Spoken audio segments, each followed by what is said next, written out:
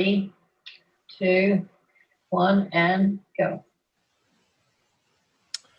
Aloha and welcome to Matrix Biomechanics Live. Give me 1 second while we're just setting everything up right now, folks. Let's see. I am hearing an echo right now. Error. Yeah. Okay, I'm encoding now. I had an error though. So we're good to go now. Oh wow.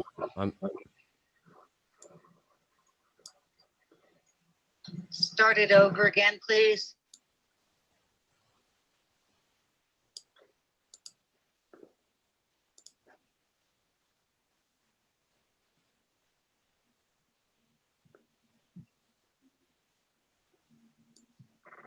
You with us, Micah? What's that? Okay. 1 second. Just bear with us, friends. Do you think I need to wear headphones? Yeah, I would say for sure, bro. Yeah, we got those. Give us 1 second, folks. Let everybody kind of join in on the live stream. We're just setting everything up right now. We are setting up. We're tandem streaming, folks. So we're going live. So guys, I'm hearing audio playback right now. Yeah, I'm hearing it too.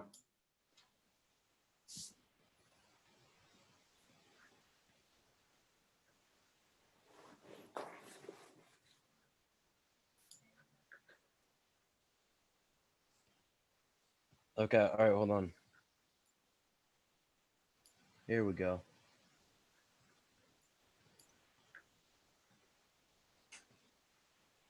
Okay, there we go. So perfect. Okay, that's what was going on there. Awesome, dialed that in. All right, folks. Let's just take a deep breath. Settling in. Breathing is key. I hope that's what everyone learns overall from watching any of the shows that we do at Matrix Biomechanics Live. And I hope that that's becoming a consensus for you all through the great awakening process that we are in the midst of. This transformational change into unknown territory, which is something to be active in and not passive, although surrendering to the flow of your life and breaking the patterning of being strategic and being so deeply conditioned to an infrastructure, a way of thinking, a perception of reality that we've all been deeply indoctrinated into, and it has been indoctrinating humans from long before our lifetime. In fact, the indoctrination gets conditioned, passed down through family, generation after generation, culturally, through generational culture, cultural generation after cultural generation. And it's a time of having to deconstruct this old paradigm across the board on so many fronts. And so we work to do that each week here on our little live broadcast on YouTube for those that feel called and are guided to join us. And we're also broadcasting on People for People Radio, and we are streaming and got some syndication around the world, got some global outreach to be able to connect with those that need to hear from us. And I'm blessed to have a good friend and colleague in the studio, the virtual studio, with me today. And we were going to do a kind of a brotherhood roundtable with a friend of ours as well, which we will do at some point, but it just felt correct. It felt aligned for us to do this today. We haven't talked in a little while. I know you've been collecting a lot of pieces of data, information, intel, knowledge, wisdom, and experience, and so have I, and we haven't come back together to convene. I think the last time really was when we were on Matrix Body Mechanics Live, the last time we did one of these.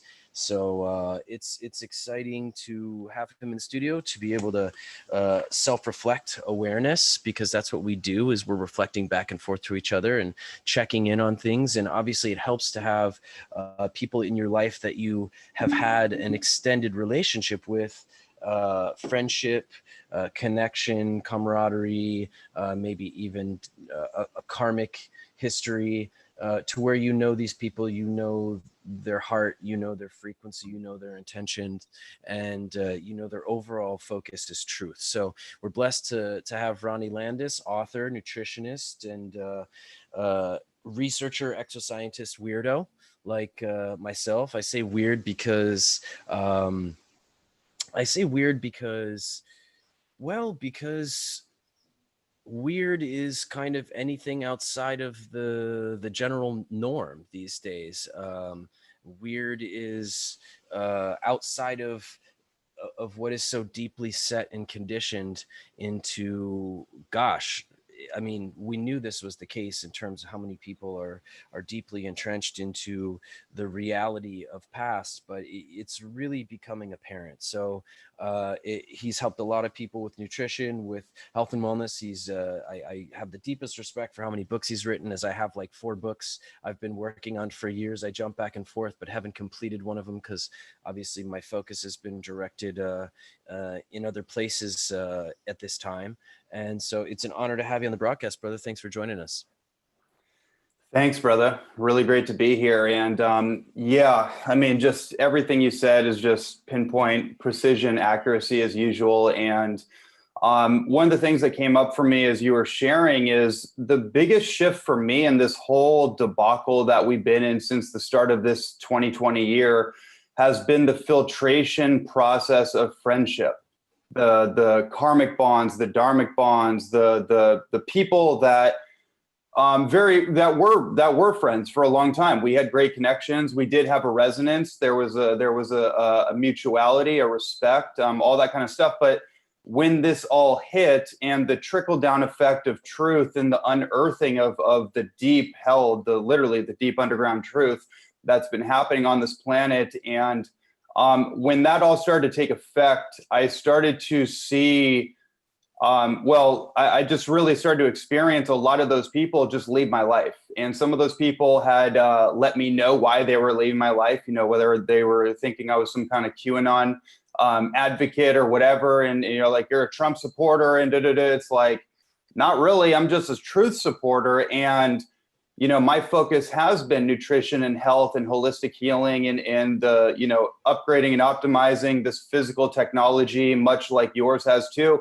And I have to say, when this whole thing took a left turn, my focus just shifted. You know, as you're talking about all the books that I've written, I just started working on a new book, but I was working on a lot of different things in that particular domain, and everything just shifted. My entire reality shifted. My perceptual filters of reality completely shifted. And I remember you and I got on a phone call when I was on, I was riding the waves of a medicine journey in my pursuit to decode the fractals of the matrix and kind of go beyond the overlay of this perceptual reality and the enculturation, which I'm sure we'll talk about. But, you know, you and I ended up getting on a phone call. It was like 2 a.m. on my end.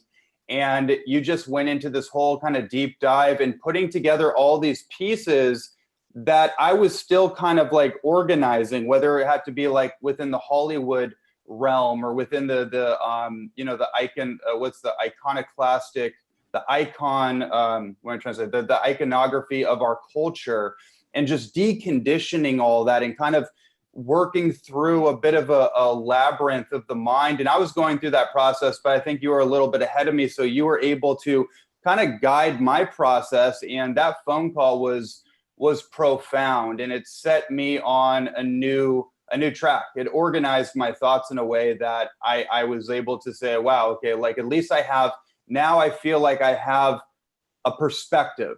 You know, it's not just constellation of information that's just that I'm going on the internet, I'm piecing things together, but I'm trying to make sense of something that, you know, is in the in-between formation process, you know, going from rabbit hole to rabbit hole and trying to put things together, but it hasn't quite come into formation. So it's a little bit of a no man's land kind of thing. And I think a lot of people can relate to that. And so I just want to mention that because that was incredibly profound conversation. And I have the utmost respect for you. And I think you and I have a very similar, the way our minds work is very, very similar. And I've just kind of watched you over all these years, really just incredibly committed to truth. And that's really kind of the distillation of everything. And that's what can be so challenging. I think it's worth mentioning.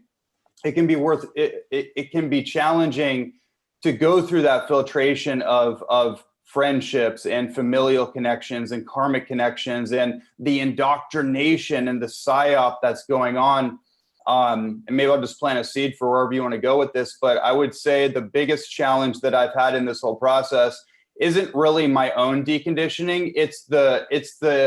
It's watching the indoctrination programming and the defense mechanisms within people's programs taking effect. And that, I'll kind of leave it at that, and we'll go where we go with it.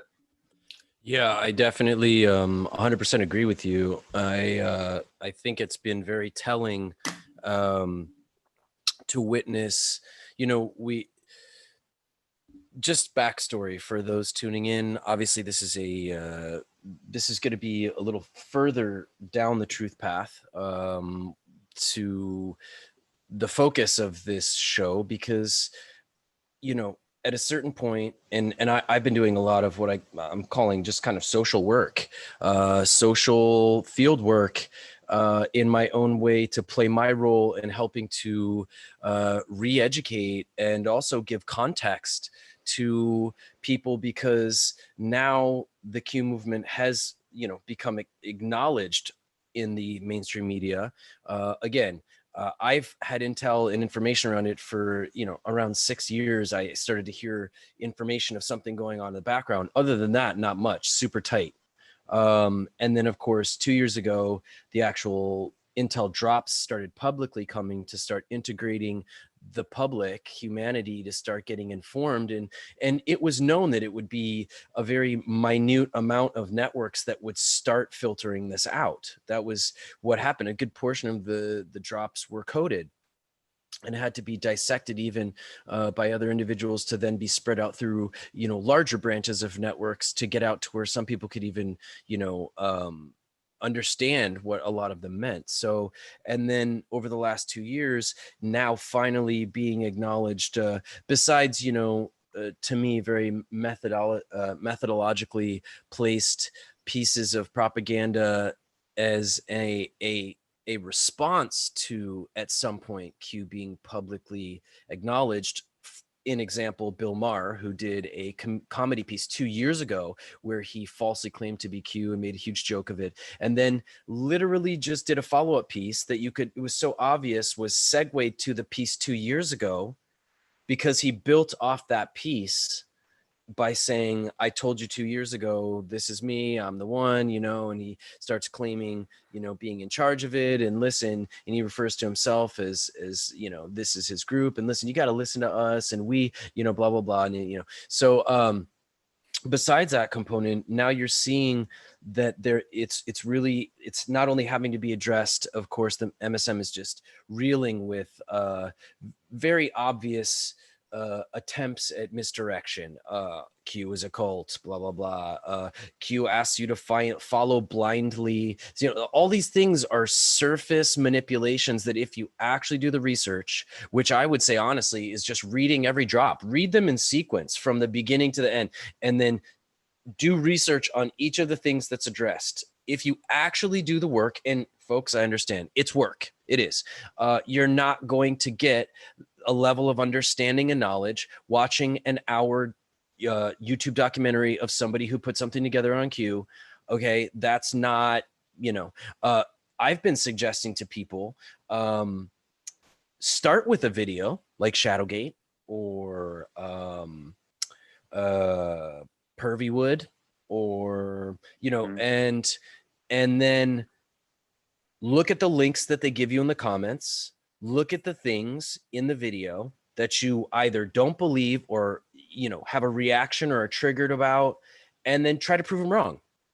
And just, it gives you a starting point. And I guarantee you're going to start not being able to do that. And that will start a trickle down effect of hopefully a more directed investigation. Listen, everybody, I've said it before, I'll say it again. The inner book reporter from grade school is going to have to get activated in you. Okay. All of us hated doing book reports in school because it's a lot of work to research something and then to write out a paper on it where you have to embody it in your own words and then have references that you can cite for your book report. I mean, everyone has done one of these and a lot of us sucked at it. Some of us waited to the last minute and tried to cram it all and figure it out. By the way, book reports were way harder, everybody, when there was no Google and there was no internet to look up stuff, okay? You had to go to the library, you had to find books on the subject, and you had to research those books, and then you had to cite the details and the facts. Everyone had to do that, okay? This is a time where if you want to know or understand the truth about what's going on, you have to do some work, and no one can do the work for you.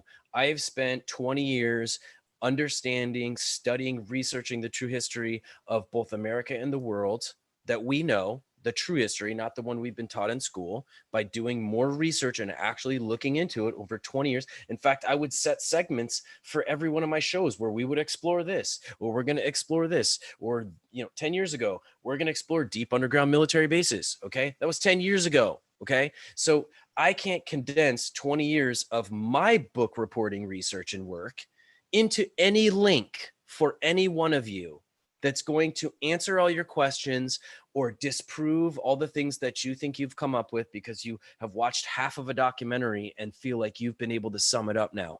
So it just doesn't, it's amazing to me that you think that you're that just overall intelligent that you could watch 40 minutes of something and then decide something that's been going on for at least 2 years. You should at least, if you want to disprove it, look back through the 2 years of it, you know, look back at step by step each act that Trump did in his administration, hitting the ground running from 2017, and do research on what it means to allow a Westerner to go to the Forbidden City in China. Okay. The different things that they did were acts of capitulation that could only be seen as that if you understood the culture more and understood actually the politics of things or the general infrastructure. I'll give you another amazing one.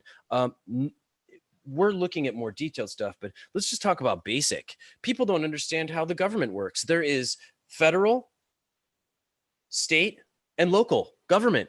If somebody's throwing a giant party next door to me late at night, am I going to call the president to come fix it? No. Am I going to call the governor of Hawaii? No. I'm going to call local government. I'm going to call local infrastructure to assist me. So even just the mentality that everything that's happening in the country, whether it be the pandemic or whatever, is somehow this person's federal fault, or he should, or democratically run cities where they are allowing this violence and destruction is somehow a result of at a federal level. It is not. It is responsibility at a state level and local level. Okay. It's absurd for you to think otherwise, just like it would be absurd for you to blame the president because someone's having a party next door and the president didn't do anything about it. So there is so much, not even misunderstanding. There's just blatant ignorance. People don't know how things work. People don't understand how systems work. If you did, it would mean so much more to so many more people that the U.S. government, the U.S. Treasury has absorbed the Fed, the Federal Reserve, which has for the longest time not even been a state-run facility, institution, or it's not a national institute. It's not of the United States. If you really understand what that means, you understand that is the role to produce the money for the world that has been absorbed into the U.S. Treasury. Okay, as part of a restructuring process that has to happen. Now, I got some awesome intel from a coder, programmer, hermit, you know, nerd, self-proclaimed nerd geek, techie person. Their brains work totally different than mine. I've had many masterful friends. In fact, I'm going to use this one. The original designer and coder programmer for the original Doom, the video game Doom, was my roommate in Los Angeles for, I don't know, I think maybe we lived together for a year. And, you know, I wasn't into Doom. I had been into video games before, but to live with a programmer coder, I have to tell you, they are an alien breed. The letters on his keyboards were worn off because of how much he's typing on his keyboard. There were no letters on the keyboards anymore. They were all worn away because of how fast he would write. And not only the level of network that he had, but community on a virtual level, especially for somebody who's the designer of Doom. He had a certain level of, you know, respect in the virtual coding community, so to speak.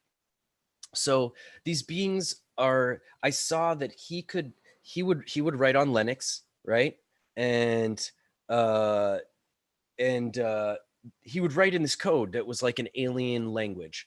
And the port he had into information in the world was so much more advanced than what I was doing Googling stuff.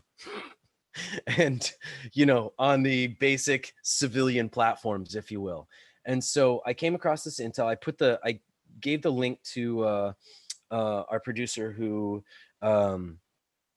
will put it into the chat room for PFP. And just so everybody knows, I don't ever really go on to, I don't even know if there's a live chat for our chat for Matrix Body Mechanics Live. I think it would be fun for there to be, but I will put the links for these in the comments after. So this person goes by V, and you know, when you talk to people, you can feel the level of information and knowledge that they have around things. And this individual is one of the higher level individuals in terms of privy to information, has been silent this entire time, coming forward to speak on another broadcast, specifically to try to assist, because she's seen a lot of misdirected focus on and misinformation, and, you know, prophetically in this time of great transformation and awakening, the false prophets and the serpents come forward. And she spoke about, you know, a lot of dynamics around both that and, you know, seeing people pop up all of a sudden, you know, in this, and then with certain levels of intel and different things like that, you know. Now I'm going to say this person didn't come in saying I have all this intel, this and that, just gave tiny bits of perspective and things to kind of, you know, help people to again question everything. You should question everything that Ronnie and I talk about in this broadcast. You should do your own research on anything that we talk about in this broadcast, because we're not going to take you through the story or lineage up to some of the things that we'll talk about, so they may be out of context. So, you know, anything that you hear that triggers you or draws attention for some reason or focus, do some research, question it all, really. And questioning isn't coming from a place of doubt or skepticism, which is another, to me, psyop, if you will, psychopathy attempts, psychosis that comes about where, you know, we've had a lot of misinformation come out for a long time. I mean, we were getting bombarded with this after 9/11. There was, you know, waves of it that would come out, you know, and then there would be individuals who had good intentions, at least at the time, like Alex Jones, who would be even publicly cited for some of just the, you know, the out there stuff. Not to say that a lot of the other stuff he talked about wasn't actually 100% on point and coming to fruition now more than ever. So, but the point is, there was always misinformation dynamics within the supposed truth community, and trying to understand and figure out what's going on. And obviously, so when I say question everything, I'm also saying look into it, don't take it on the surface. And obviously, always intuition is something that we all need to be building a really big relationship with. And I want to acknowledge and express thank you for reflecting that, because I remember that conversation that we had. And then what was beautiful for me on the counter side was, from that activation for you, you then brought me back around to like 5 or 6 links of intel that that then opened up huge channels for me, and then ended up linking me to Charlie, who actually does a radio show on our network. So it was an effortless bridge for Charlie and I to end up doing a really beautiful and profound broadcast, addressing more of the spiritual, physiological, biochemical, electromagnetic process of the anointing process, the Christing process, the awakening process through the body's deep electromagnetic manipulation, pranic manipulation, and training of this vessel to move these electromagnetic energies upward, activating the glands, producing secretions that in combination produce this sacred sainted colostrum that regenerates the tissue, which is the formula for us to regenerate ourselves every 11 months, which is the recipe to live forever, or to live long enough to awaken yourself without having to be stuck in a wheel of the samsara karmic wheel, living this very limited, conditioned, programmed life with all this false meaning placed on things that you are supposed to feel matter in your life, but they don't work towards the anointing process. We've been given a fairy tale story for a sacred period of the year when we're supposed to be doing this anointing, which is when the sun goes to its lowest point and ascends, that we're supposed to be doing this from the 21st really to the 1st of January. We're supposed to be doing these sacred awakening processes, syncing with the process of this solar resurrection, if you will, the Christ resurrection. Instead, we have a tree, which represents to me the spinal cord up the spine, that's surrounded with lights going up it to a star at the top. And we've almost been given this children's kind of almost handicapped children's this story, cartoon interpretation, a literal interpretation, because we've been so externalized to what matters outside that we don't understand that it was actually about an awakening process to keep regenerating, living longer, living fuller lives, to be able to actually go through the process truly of what it is to be human with the momentum of maybe even centuries under our belts. I mean, if you are regenerating your cells every 11 months, then you're not really accumulating age to your body. And so that is really kind of a uniform formula for living infinitely. And the magnetism is the foundation, because the magnetism, the electromagnetic pulsing and generation rejuvenates the cells, stimulates the glands, the organs, the endocrine system. And so all of this is part of a dumbed down, more animalistic, survivalistic, 7-centered infrastructure that humans have been stuck in for a long time. And it has to end. It's in the stars that it's ending, and that it's transitioning. If we were to look at the yugas, the Upanishads, we're moving out of the Iron Age. We're moving into an age of awakening and to restructure. What was interesting about this coder was that she spoke about that there's a lot of talk on Nasara Jasara, which, by the way, she also confirmed to be legitimate and real. Not one point did she not. But what she did reflect was everyone has this, a lot of people have this mentality that's just going to happen, and our debt will be wiped clean, and all of a sudden you have all this money, and it's like, but at the same time, what are you going to do with this? What if the infrastructure that also releases this funding is also the infrastructure that supports a lot of things that are going to be coming down?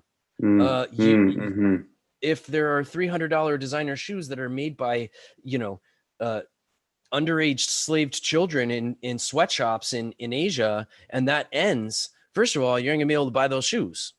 At least not from there. So we are all gonna have to take more active roles in participating in rebuilding this infrastructure. It's going to collapse, that yes has been enslaving us, but has also been something that we're codependent upon. And in my clear perception and experience, has retarded us both neurologically. Yeah. I'm seeing in generations that have had technology more introduced, including my children, I'm seeing the neurokinetics in their brain. They can't stay focused as much.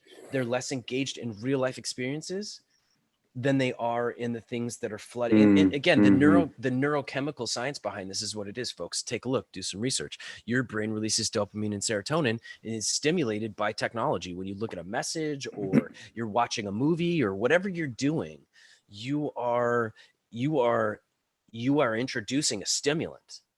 And when that stimulant isn't there, your brain has been so used to it being there, it doesn't know how to be as stimulated by real life moments and real conversations and real people.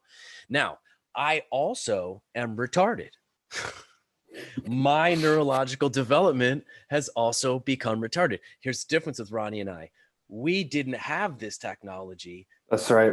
Yep. Earlier on, so the neural synapses in our brain weren't formed with this level of dopamine, serotonin bombardment, inability to stay engaged and present without wanting to change the interface or swipe to something more pleasant that you want to see, which, by the way, life doesn't work that way. Sometimes it puts you into moments that you have to work through that are uncomfortable, and that uncomfort is the nature of expansion and more knowledge and wisdom through experience.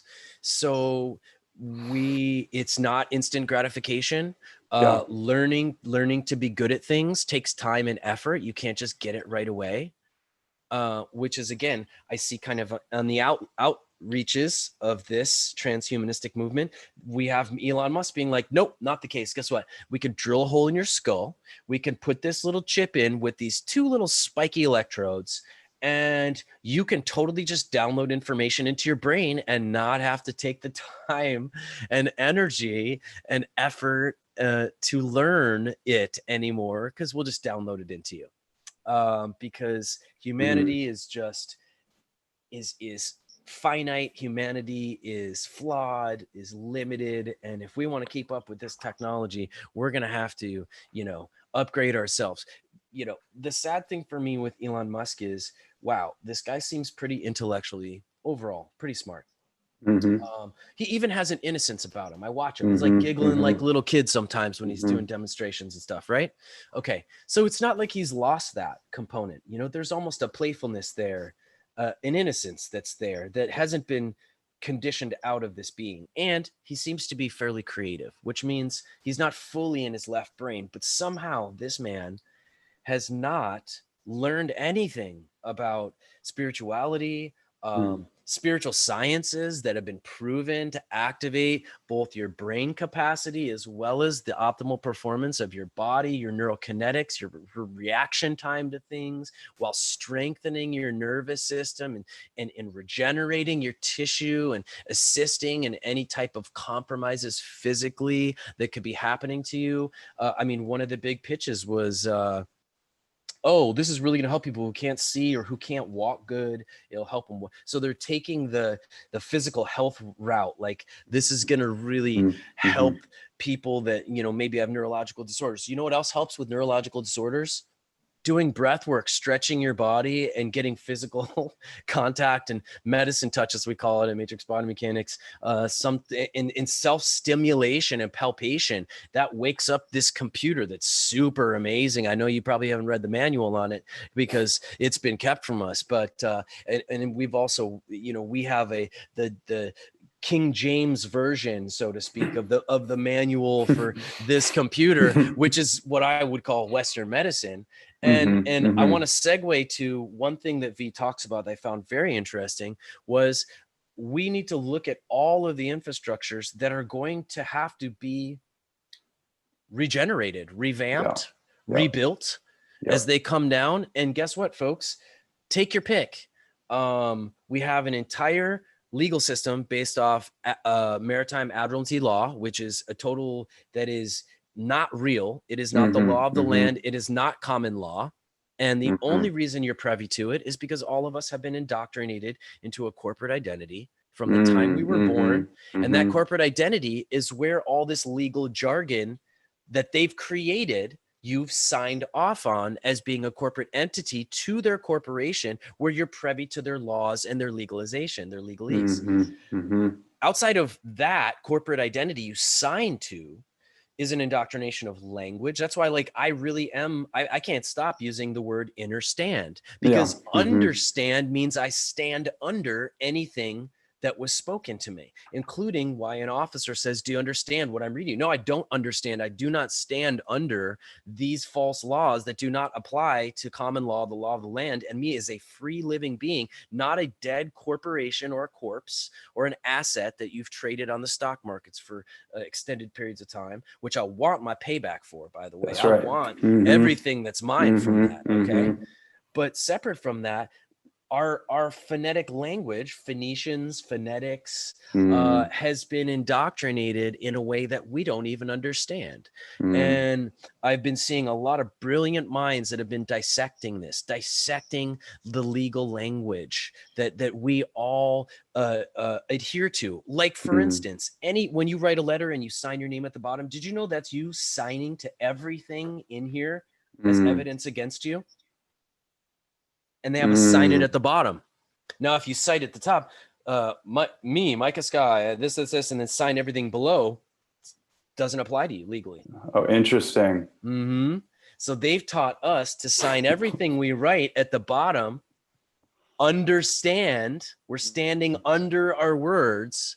So this is where we are going to have to start dissecting so many infrastructures. And here's another one: medicine. Yes. Who is going to play the role to help re-educate doctors on how the human body actually heals, on the power of its homeopathic regenerative process? And I do want to tap in this. That's the title of our show today, is the homeopathic road, or the homeopathic road to the Great Awakening. Okay? And we're going to touch base on this at some point, the bigger picture of it, which is homeopathy. The principle of homeopathy is to agitate the symptom. So when you take arnica for swelling, the arnica actually increases the swelling, and it's your own body that goes, oh, wow, that's swollen, I should fix that. See, I was raised on homeopathic remedies, and I thought the arnica made it go away. This is a beautiful illusion for all of us to understand how we've been duped and tricked with Western medicine too. You think somehow they're going to give you this pill or do this thing, it's going to make something go away. Just so you know, anything Western medicine does, they rely on the homeopathic regenerative quality of your inner physician to heal the bone that they just put little bolts in or rods in, or to heal the tissue from where they cut you open and sewed this muscle and attached it over here. They require the homeopathic principles and the healing property of what we call the inner physician for any of their Western procedures that they do still. But they look at it as the body is a big dumb thing. Yeah, it's just mechanics. And they need to tell it what to do, or it's just going to fall apart. Yeah. And it's the same with homeopathy. In my ignorance to homeopathy, I thought that arnica did something because I didn't realize the arnica agitated the real healer to actually deal with what was going on. So homeopathy. Now, remember, naturopathic medicine, homeopathic medicine was totally surging up until I think around the 1900s. And then they decided to ban all naturopathic medicine. Okay. The big pharma, the pharmaceutical industry started to develop right off the petroleum industries, and Western medicine became the carnal kind of almost, sadistic approach, the more kind of Frankenstein-y approach, the naturopathic medicine relying off of. So in the process of that, we were indoctrinated to think that we can't heal ourselves, that we have to go to the high priest class of medicine to heal it. We can't know anything about healing Because we're victims. All this is about victimhood. because we're not doctors. We're not the high priests. We're not the high priest class. We are the lowly ones below, right? Yep. So we have to start reintegrating both naturopathic medicine and homeopathy, and we have to re-educate doctors and health practitioners. I mean, they're already losing a lot of, I mean, I can't tell you how many patients come into our clinic in LA. Doctors, the head of like 6 hospitals was coming in to our clinic to get treated for his liver bladder issues that his own foundational medicine was not helping him with. Mm-hmm. And his perspective when he would talk to us about these hospitals and how they work and how they look at patients was sad, because this is the guy running 6 of them. So it's already, you're seeing it's failing in that regard. So we need to have individuals that are going to come in and be a part of that re-education process. We need individuals that are going to come in and help be a part of the re-education of common law. We all need to learn our rights. Learn your rights. Learn what you if you don't know your rights that you have as a free being on this planet, then you're privy to whatever they tell you they are. Yep. Just like if you don't know how to use energetic, if you don't close your auric field when you go to sleep at night, then your auric field is open to anything that can meddle with you. Now, is it malicious? Not really. You didn't protect yourself. You didn't contain your field. You allowed yourself to be open and receptive to something like that. So on a more tangible material level, in terms of infrastructure, if you don't know what your rights are, then they will tell you, and they'll ask you if you stand under that. So this is a time to be gaining knowledge and wisdom, which does take, I know guys, it takes time, it takes effort, it takes work. Tell me about it. I've been focused on this for over 2 decades, ridiculed, made fun of by people who didn't want to look at it, thought it was even weird I was talking about it. You know, it's one thing to understand cognitive dissonance, which is that, you know, you're so dependent upon your reality not changing that if something threatens it, you not only will delete the information, edit it out of your reality, like you won't even be able to see it. But abuse syndrome is another one, which is when you have been abused, which we all have been abused. Has your income been taxed and your way of life been taxed illegally? Yes, it has. From the 16th Amendment, do some research, understand what the 16th Amendment is, okay? It was a sneaky little bill that was passed to make it so that your income tax could be taxed. So that's taxing all of your ways of life. That's giving you less money for healing yourself, for enjoying luxurious things, or honoring yourself in different ways, for feeding your children.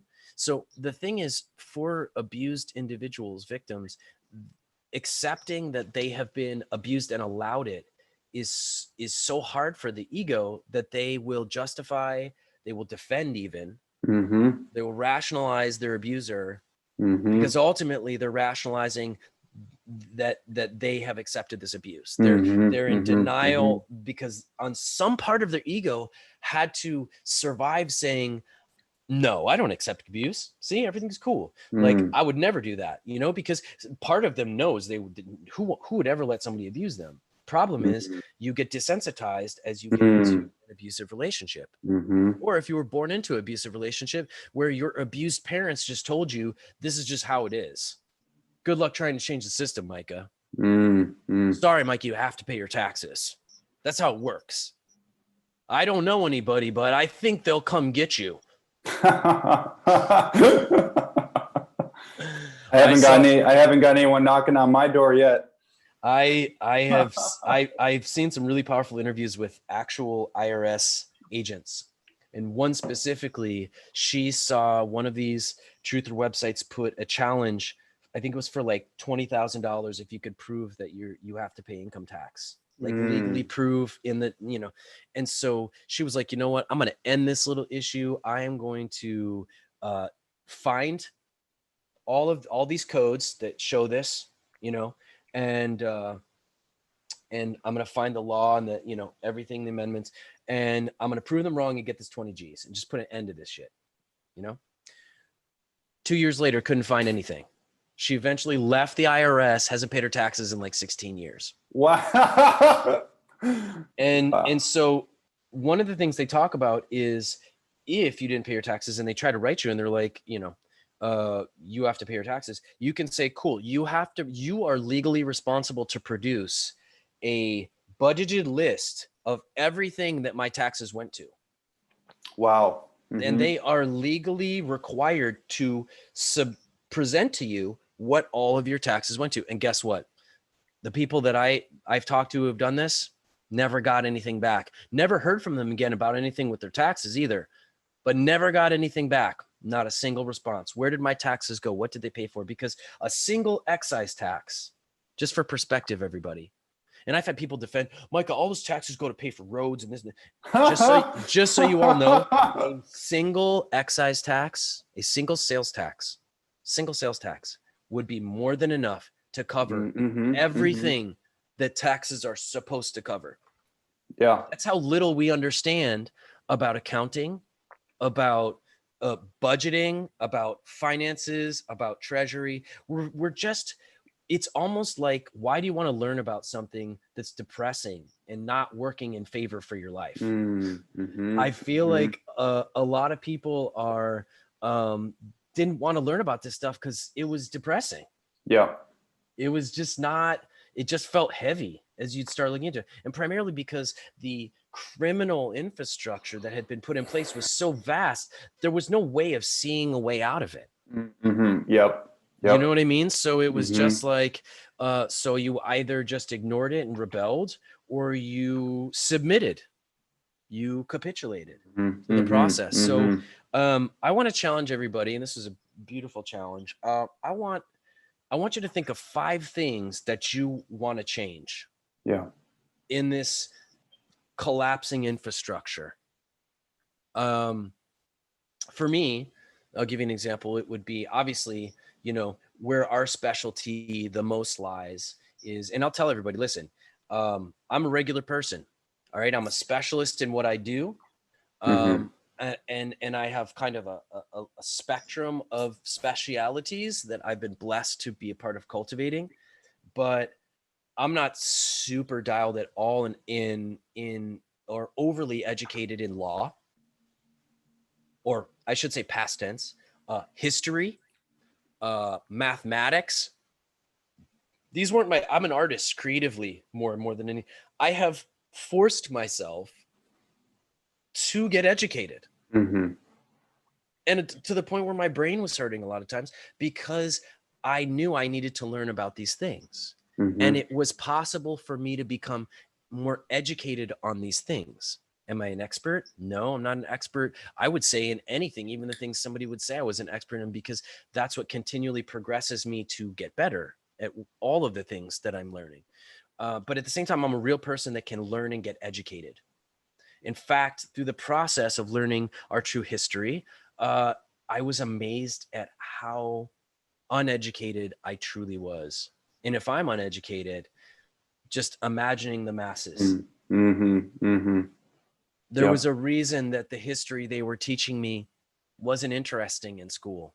And I love history. My father's a historian, so I was raised with a historian father. But even my father as a historian, I have to introduce things to him, and he will be so righteously set on this old history he was raised with, because that's the knowing he's identified with. And so also they don't really have good dial-up, so I wish I could get him to watch. So he loves history documentaries. There's a few pieces that I wish my dad could watch, because I feel like he would really enjoy them. You know what I mean? But for whatever reason, out where they live, out in Midwest, they still don't even have enough of a fluid internet to be able to run YouTube, look up documentaries that have been posted. YouTube is a platform not just for people to make YouTube videos, that everyone likes to devalidate. YouTube's just an open platform. You could watch a documentary from the 1960s on there. I watched a documentary from the 90s about the Titanic that shows proof about the Titanic. Where was that on TV? I never saw it, but it's been sitting there for a while, and I got to watch it on YouTube because it's all about what you choose to search and what you choose to discover. And so, and it's not going to be in the things that YouTube suggests for you. It's just in an open-based platform. But I will tell you, for the first time in my life where I wouldn't listen to presidents speak in the past because it was always BS, and I would look at the edited clips or pieces other people did, putting it into context, it's flip-flopped. I see so clearly the deeply manipulative narrative that I myself even listened to for some time period, not as all there was, but just as another element of context to see what was going on besides independent research. I'd still tune into them. I'd still have a laugh at Donald Trump's egoic side that triggers that old paradigm masculine that makes me want to make fun of him. And listen, this man will tell you he's not the smartest bulb. He isn't. He's not the smartest guy. He's not the bravest guy. Okay. He in terms of like joining the military or anything like that, he actually acknowledges to people that do stuff that he just like, oh, that's not my thing. But my point is, he comes from that generation of big talking, old paradigm masculine. It's part of his demeanor and his ego. It's just what it is. And it's worth mentioning that the Donald Trump in the hologram, if you will, the virtual hologram interface called the media, the TV, the internet, that's a persona. That's not a complete picture of that's not a totality of who that human being is. And I think with the retardation of the human mind and the human conditioning and all the conditioning that's happened through this process that you spoke to, people have become fragmented and compartmentalized, and they're taking little clickbait and little snippets of something and trying to validate their own cognitive bias, their own certainty bias, and then using that as validation. But the reality is that so many of these characters, Trump included, JFK Jr. included, and many other people that are now coming to the surface or will be coming to the surface anyways, these Hollywood celebrities, the biggest thing for me was to realize, oh, they're actors. Oh my God. Like Tom Hanks is an actor. I thought that was Forrest Gump. I thought that was Mr. Rogers, that movie I just saw. I was like, oh my God. That's an actor. Okay, got it. Donald Trump, he is who he is, but he's playing a part. That's a persona that he's using to buffer the 1,000 arrows that are being sent to him through the media, and that I believe is his real job. Well, you'll see it too. You'll see it if he talks one-on-one with somebody. He's a little bit different. And, again, this is the hard thing. This amazing thing for me is, one of the byproducts of this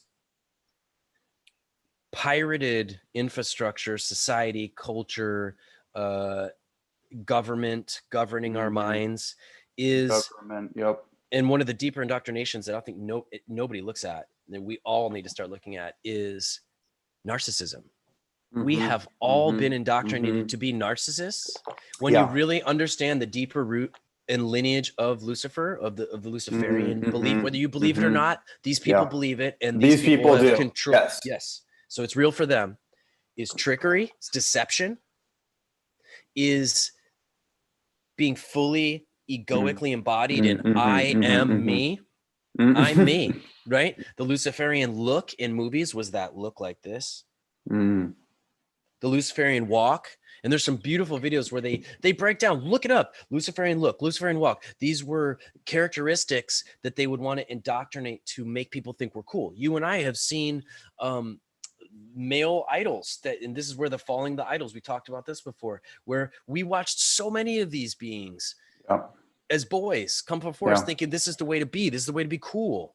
How many men that are unconscious were conditioned and raised watching the introduction of how to be as a man through the mass media that's been controlled and manipulating us into placing meaning where meaning has no place. Mm-hmm. Placing meaning to dress cool, to have this cool air about you, that whole mentality component, that egoic narcissism is also a completely subjectified narcissism. You think everyone thinks the way you do. You think Yep, that's everyone right. should understand things how you do. And if That's they right. don't, they're wrong. You think that Donald Trump should speak a certain way, yet you have no understanding of what it's like to be in that position.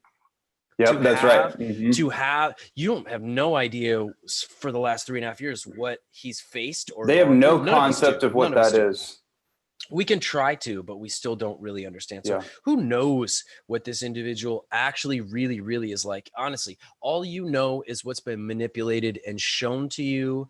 And a great example would be the latest manipulation to try to turn people against this individual, who I have seen, even when I didn't like this person, I watched how much he was like all about the vets. He was like just so much about veterans and the fallen warriors of this country that have fought for the freedom, all of these elements. And of course, you get 4 anonymous, unnamed sources are saying this, and that's what they run with, and that's what you believe, and that's what you recycle into your post, saying, "Ugh, God, could this person get any lower? He's so gross." Oh my God. Oh my God, it's amazing. Really? Yeah. Were you one of those people? Were you one of those sources? No, you weren't. So how do you know any of this is true? It's because you want it to be. You want it to be. Because narcissistically, egoically, you've already decided you're right. This person is a bad person. This person is everything that they showed you. And that's the thing is, and that was another thing that this individual really talked about, this coder, this who wanted to come forward, is how good we are at doing what we're told, at believing what we're told. Yeah.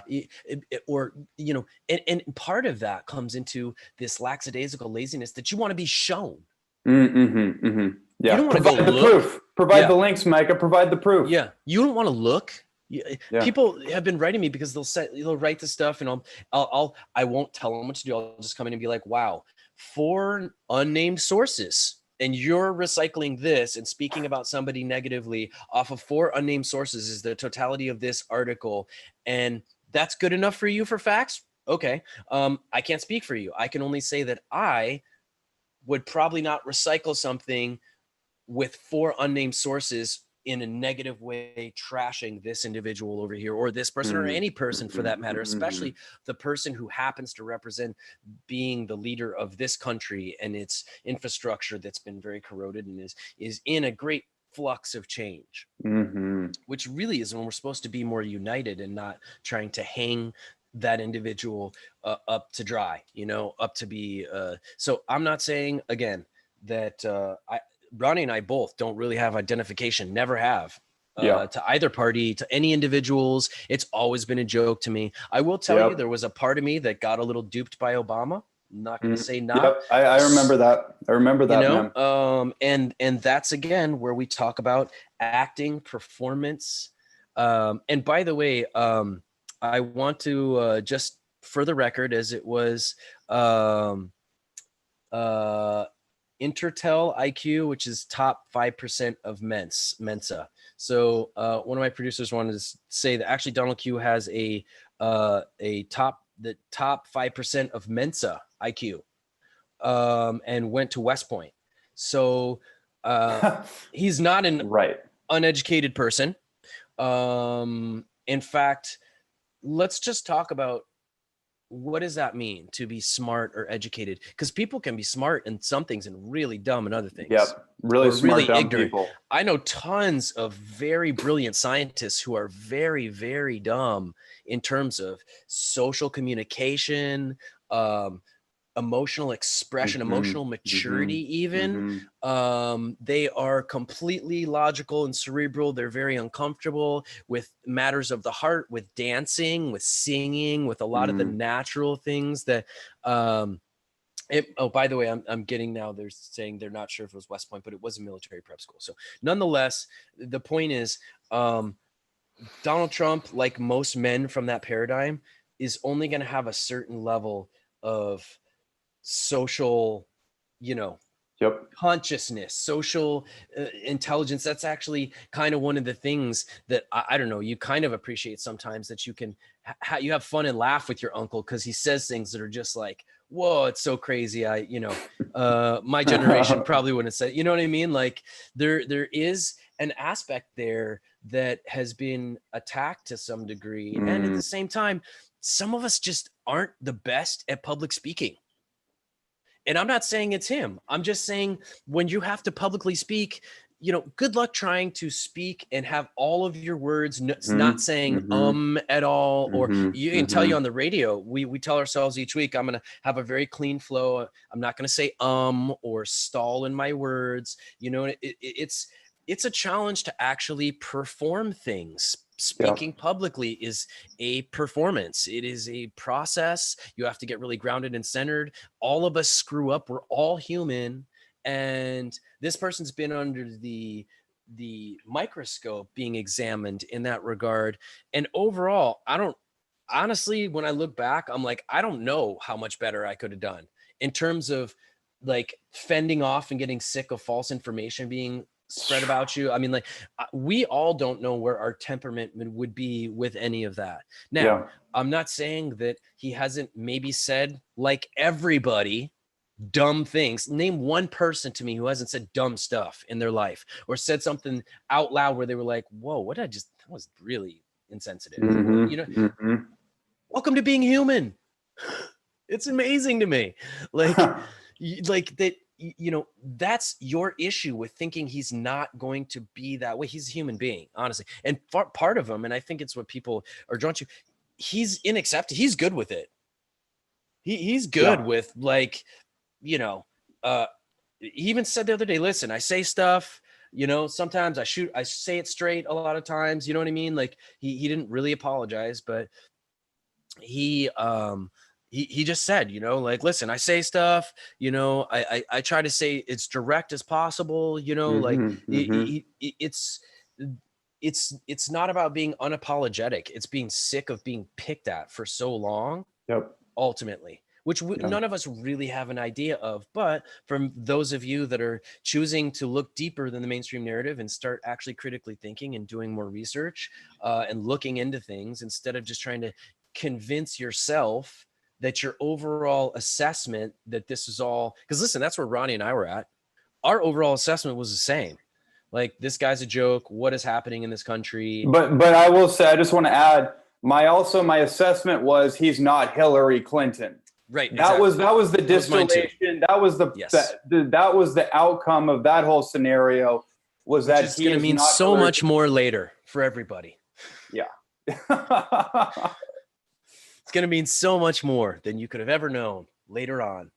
And I do, again, see that it really is your opportunity right now.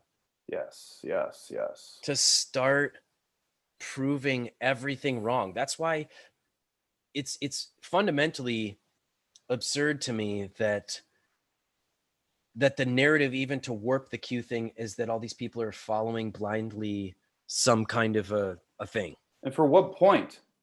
It's just in a time where everyone has felt like lost or not knowing what's going on. The last thing you're gonna do is follow something blindly. Listen, all the truth information stuff, all the conspiracy, as you put it, conspiracy theories, have been out for a very long time. Okay. Now we're to a point where it's just conspiracies at this point. There's not really theories. There's just too much evidence out there otherwise. And for those of you that hear that word and are triggered and instantly discount everything associated to when somebody says that, you should also do some research on where that word is rooted from.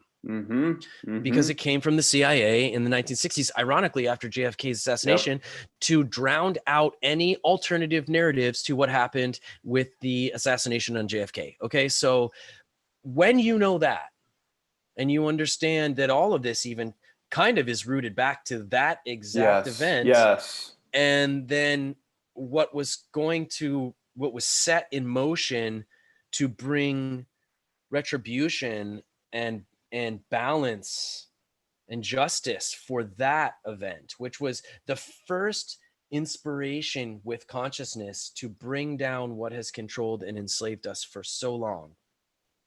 When you understand that, isn't it interesting? Because it all does fit together. Even the fact that that phrase is being used to this day to dissuade away from the mainstream narrative that is, for most humans, really all that we know, or all that I mean, where else do you go for news, guys? Where else? I mean, my parents believe they are well cultured in looking at both the left and right side, because they watch the news channels that supposedly are pro left and pro right, and they feel like that gives them more of an objective perspective on what's really going on. And a lot of people look at it that way. They actually believe that gives them objectivity and more of a transpersonal perspective on being able to see, because that's how deeply they have an understanding that they don't understand how controlled everything is. Yeah. And that was amazing. I remember when my mom told me that. She said, I watch the news from the left and right, Micah, so I see both sides. And I was just like, wow. Oof. Do you realize that the people don't ever choose a candidate or have knowledge of possible candidates? They choose the candidates, and then you have to choose from them. Right. We don't get to search out and choose one. You guys these are our crappy options. We don't even see that. The leaders should be chosen by the people, not the options chose by the institution, by the institutions that then say, oh, here's your options.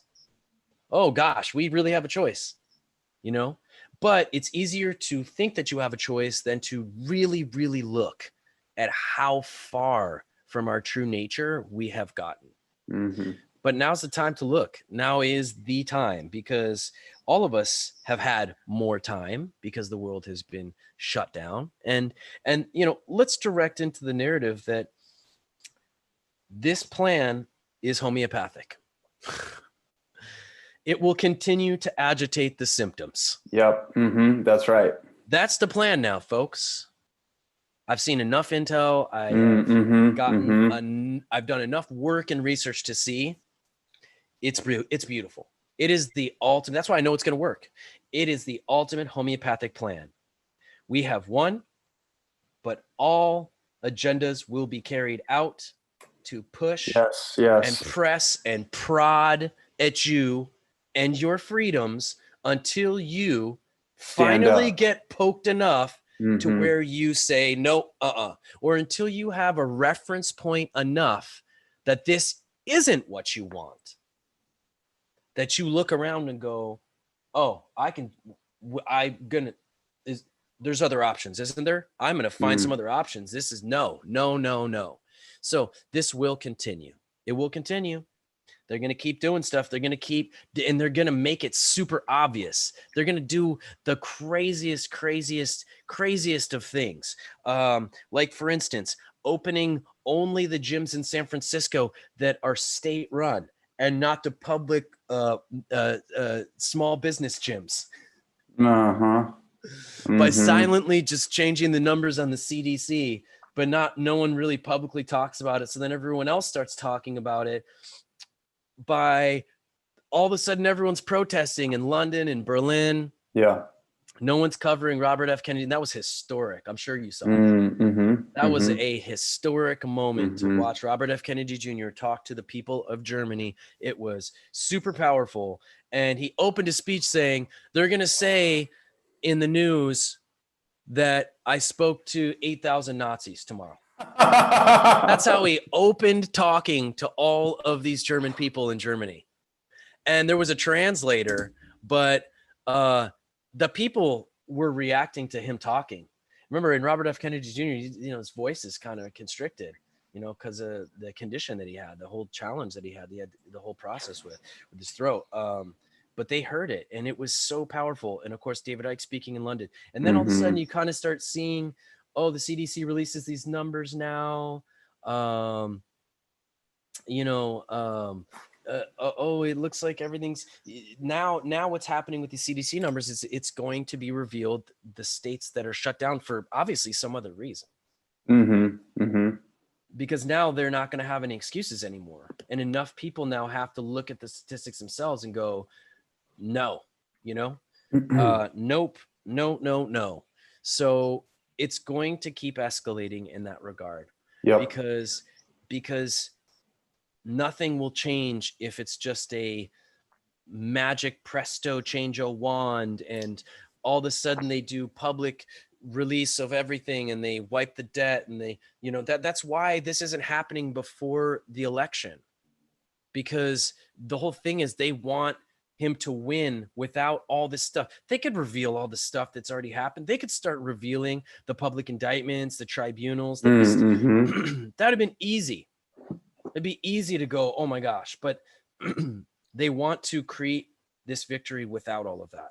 They want the people to figure it out and wake up on their own and make a choice. And that's why the alternative journalism is so powerful. And you bring up so many amazing points, like want to jump in and piggyback on so many things. But one of the things that I've been integrating, and it's clear as anything to me, that the mainstream media is running on it's running on a track, and it's highly controlled by the white hats, by Trump. Like the intel on that, we both know that's very clear, but I can see it now. It's almost like I'm watching the movie reel and I'm seeing it leading to the ultimate conclusion point. And one of the things I thought was interesting to what you were saying is, this thing with Nancy Pelosi that just came. It's so obvious that she went to a hair salon and they had a camera, and then everyone, they created this whole story of like Nancy Pelosi's getting her hair done, everyone else is shut down, locked down, and then they made a whole thing and a whole spectacle of it. And it was just one more example of realizing how absolutely ridiculously scripted this whole thing is, and how all these caricatures, I don't even think they're real people, these caricatures are being forced and have been forced to play their role. I mean, if you go to the California Registry, I don't know what the exact website is, but the California Registry for Arrests, and you start typing in all these names: Nancy Pelosi, Gavin Newsom, who are a lot of these other characters, apparently Bezos' name, Zuckerberg, like all of them show up, and they have felony registrations. So they've all been registered. They've all been put through the process, and now they're just being forced to play their part. So the news, the media is literally it's like wrestling scripting 101. It's like we believe, when I was a kid, I kind of knew that wrestling was fake. Like I had to know, but I chose not to know because I liked the whole, like the script and the drama and the backstage little interactions. And then I stumbled on something for God knows what reason, and I watched it, and I was just like, this is the most absurd thing I've ever. I can't believe I was even into this, but that's literally like the equivalent to the mainstream media. Great metaphor. Yeah. Mm-hmm. like it would also, another good one would be, it would be like watching, and I know for some of you, you're not up there in years, and that's okay. I'm hoping some of the youth is coming and the millennials coming and listen to this broadcast, but it's like watching The Dark Crystal or watching E.T. or watching even the old Alien or any of those old movies now, or I'll watch them with my kid, or I'll watch something like Dark Crystal, old Dark Crystal. And my children, even along with us, have gotten so acclimated to a more realistic aspect to special effects, to set design, to CGI. And so, but it was the most magical thing that you saw because it was all you knew. Yep. And it was groundbreaking at the time period in new territory. But in hindsight now, I guess some of the best ones still are pretty cool. Okay. Some of the best ones. I don't know how many of you saw Flight of the Navigator. Awesome movie in Disney. Unfortunately, some pedophilia logos in there, just overly obvious, right along the alien steps as he brings his little steps down to take the boy up in his phallic shaped ship. You got the little triangle spiral down all the steps, and I'm just like, wow. Yeah. So, but nonetheless, actually a really well done overall. My kids were super entertained, enjoyed that. A lot of those movies don't have the level of this. The frame rate isn't the same. It doesn't mess with your brain. They didn't have the same technology to like put subliminal stuff in the same way. Yep. So honestly, older films are safer overall. Like, I'm just saying, in terms of, especially like, listen, one of my favorite things with my dad was going to the movies and watching a movie with my dad. And there's nothing wrong with that. It was an awesome bonding experience. We would go off into other adventures and worlds together, and we would talk about it and reflect upon it later. It became like one of the things, that my father and I did. Could we have done more constructive things? Yes. And we did. But that was one of the things we also enjoyed, so to speak. And for that reason, without having the knowing I did before, obviously I introduced movies to my children and we enjoyed it, and we've had some beautiful resonance, but I am 100% more protective of anything they see at this point. And I've also taught them how to see the symbology. So they'll be like, yo, dad, there were these pedophile logos all throughout this cartoon.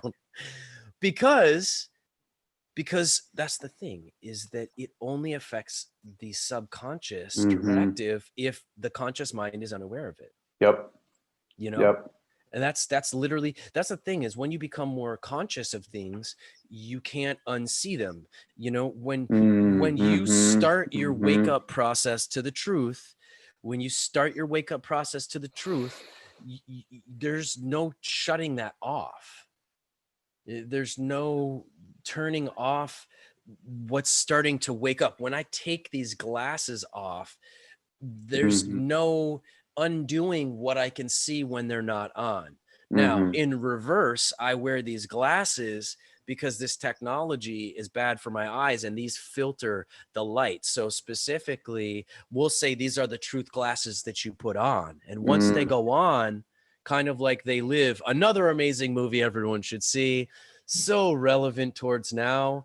Did you see They Live? Have you seen it with Rob Piper? Come on, he was, of course. Okay, of course. So, but ironically, what a lot of people don't remember in that movie is that they were broadcasting that delusional false reality from the moon. The moon was a satellite they were broadcasting the signal from, which is really weird.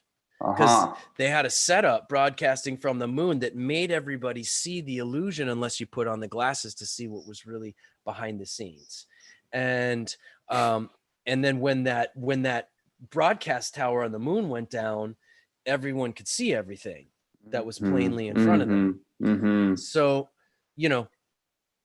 we could spend an hour just exploring, how artificial the moon is, and, just the unnaturalness of this, this hollow metal thing that is it really there? And this flat stationary toroidal field magnetic thing we call an Earth. Which brings me to something to be explored, is we want to find connections with all things. And when we find breaks and connections, we can isolate and discern and question pieces of information that they may not fully be understood, or they're completely off base. So one example I hold in my hand right here, this shiny metal thing that, honestly, look, this is solid shungite, okay? It's actually really pretty heavy.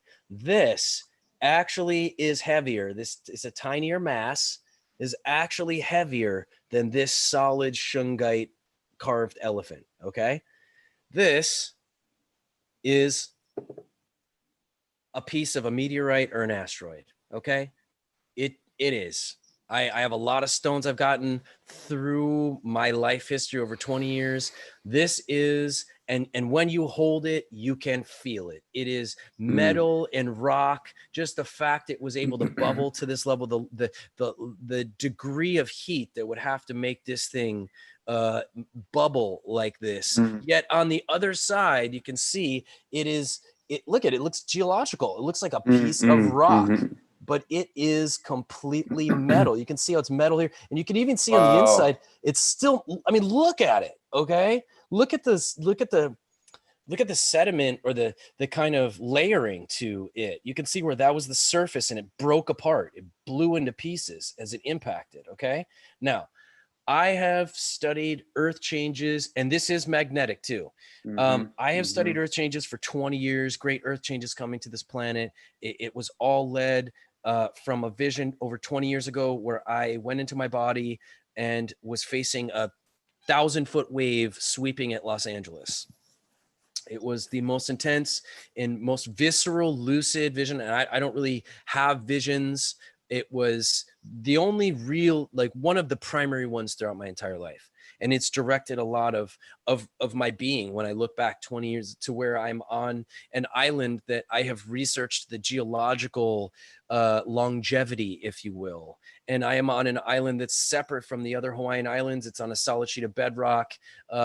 There's no land displacement. There's no active volcanoes. This island is 30 million years old. It's never gone under sea level. I chose to have a family here. It's one of the safest places. It's made it through several of these 250,000 year earth changes cycles, these 26,000 year cycles, these 6,000 year cycles that we have seen magnetic proof in the changing of lava flows through sediment to show that the magnetics changed, some kind of magnetic polarity shift that caused a lot of dramatic changes on the earth. This place has flora and fauna from all over the world because it was an origin point of landmass that never got wiped out, so to speak, and then emerged from the ocean, or land displacement changed its structure. And this place is super ancient. So it's one of the reasons I was led here. So all of a sudden over the last, I don't know, month, I've been having all these visions and intuitive pushes towards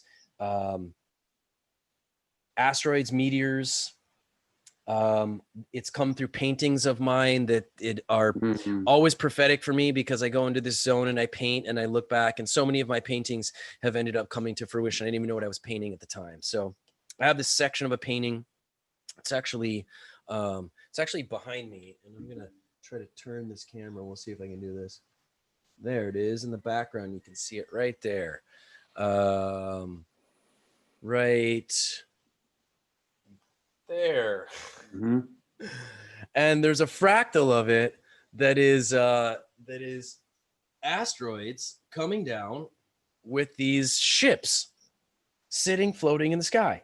I don't know why I painted that fractal piece into this, but this piece was about the great changes in the transformation coming. And I have been doing some studying and research on kinetic energy. And I personally, I've heard from a lot of flat earthers, oh yeah, asteroids can't exist, meteors can't exist. Well, I've seen documentation, including an asteroid that hit in Africa in March, that left a huge impact crater that the government originally said was from a gas explosion. And upon further investigation from the community and the people, it was, and two researchers specifically who were tracking an asteroid that was going by the Earth at the same time this one hit, that it was some fractal little pieces, some shards that shot off and hit down. So, which is very common. So I've been doing some study about this, just curiosity. And, listen, one of the primary hypotheses for mushrooms, for fungus, is they found fossilized spores in meteors, and they gathered that these spores came down and got into the atmosphere from space rocks or some type of organic. Not to mention that, at least it says in traditional science that there's a certain amount of dust that just collects through the atmosphere and accumulates as sediment on the earth each year. There's a certain level of just dust and particles that fall. And by the way, I just want to interject on that point. Anyone that is a psychonaut and has had many experiences, as you and I and many people listening probably know, when you do mushrooms, there's a distinct alien-ish, ET-ish type of experience. There's a phenomenon that usually comes along with that. Like when you do ayahuasca, there's a very earthy experience. There's a grandmother earthy experience. You have jungle creatures that are very innate to the earth. So I thought that was a really interesting part of that too. And yet you don't even have to do psychedelic mushrooms to just Google mushrooms and look at the weirds. Yeah. They're just such a strange of all of the species on this planet that we know of. They're definitely the most alien, and yet they have become a vital role in the Earth ecosystem. We could do a whole podcast, you and me, on mycelium. Oh, yeah. And the mycelium networks through nature that are this interconnected, almost fungal nervous system that goes through the soil. It transports nutrients to and from plants and trees. It communicates through it's a network of consciousness through the mycelium alone. Yeah, and they're genetically similar to us as well.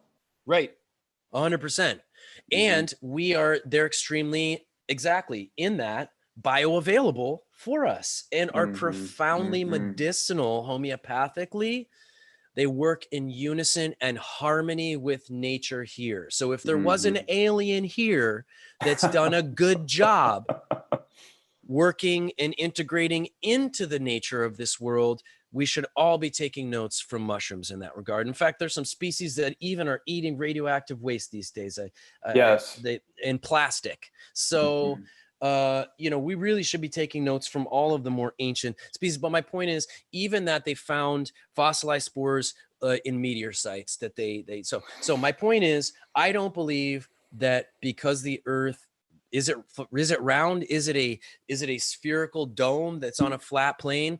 I haven't honestly been out experientially to a level of altitude besides what I've seen a lot, to actually be able to truly say that I saw that for myself. I know, but in the research, I can tell you mathematically, the geocentric model makes far more sense than the heliocentric model. It was the go-to model. It was the go-to model for thousands of years for advanced civilizations before 300 years ago.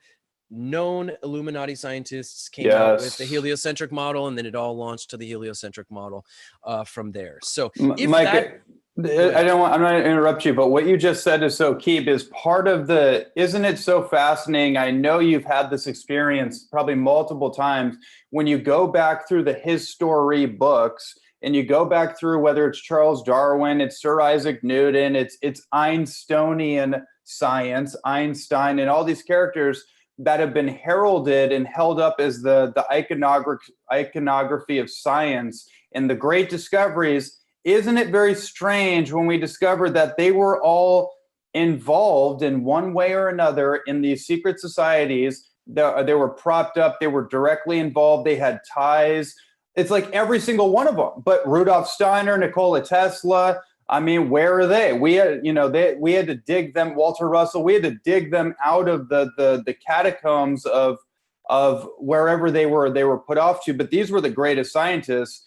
That one point right there, I just want to throw that in, because the indoctrination, right? Like, sure. Einstein. I was just going to say Einstein, Newtonian physics. I mean, Einstein alone, like, who many of us, we have thought is just the greatest guy ever, but at the same time, all of this was very controlled.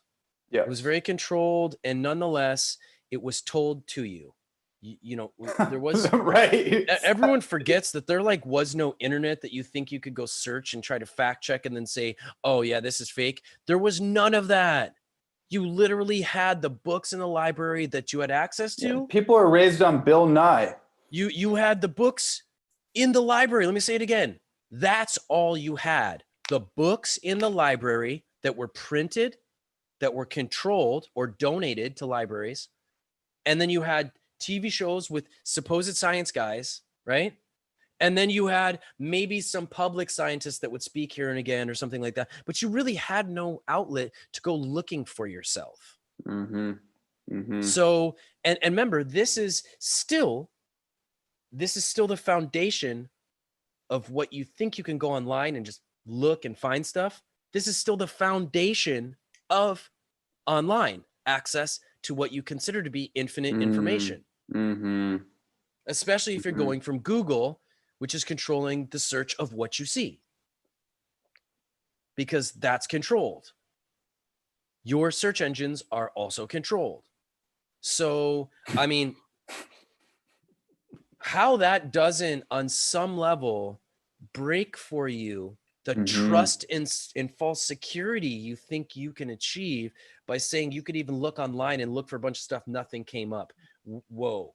Did you think that what you had access to was like all the information around the world? Yeah. No, it's also still controlled. Hello. Wikipedia is not like your end all source. Wikipedia is a new word. We didn't have that. We had encyclopedia, which was also controlled too, but just a paper book. Understand? And it would take you a trip to the library, go looking around in there to try to find something. Most of y'all wouldn't even have done that.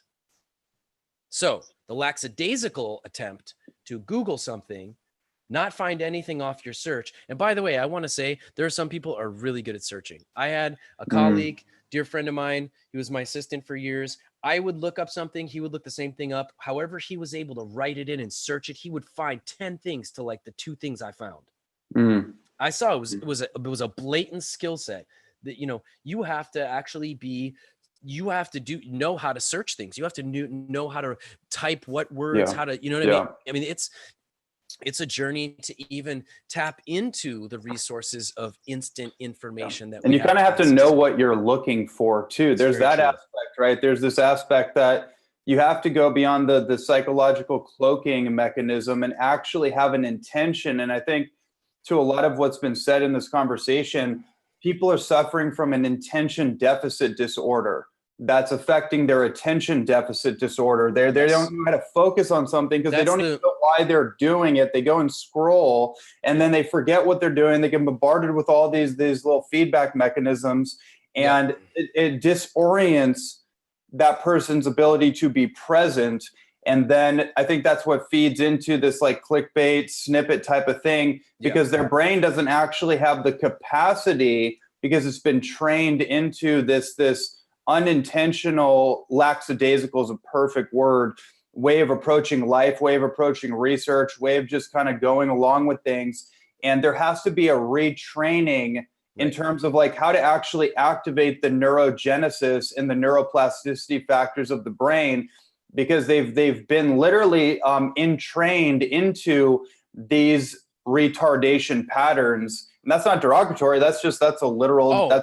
I actually think we could actually say it's more than the lackadaisical perspective is actually a byproduct in my, and this is, listen, who am I, guys? What do I have? What place do I have to say this? Well, unlike probably most of you, I've actually dug into the physical body and psyche of dug into it. Literally. Ronnie's been one of my patients and has gone through this work of thousands of people over 20 years, thousands of Americans and people from other parts of the world. Okay.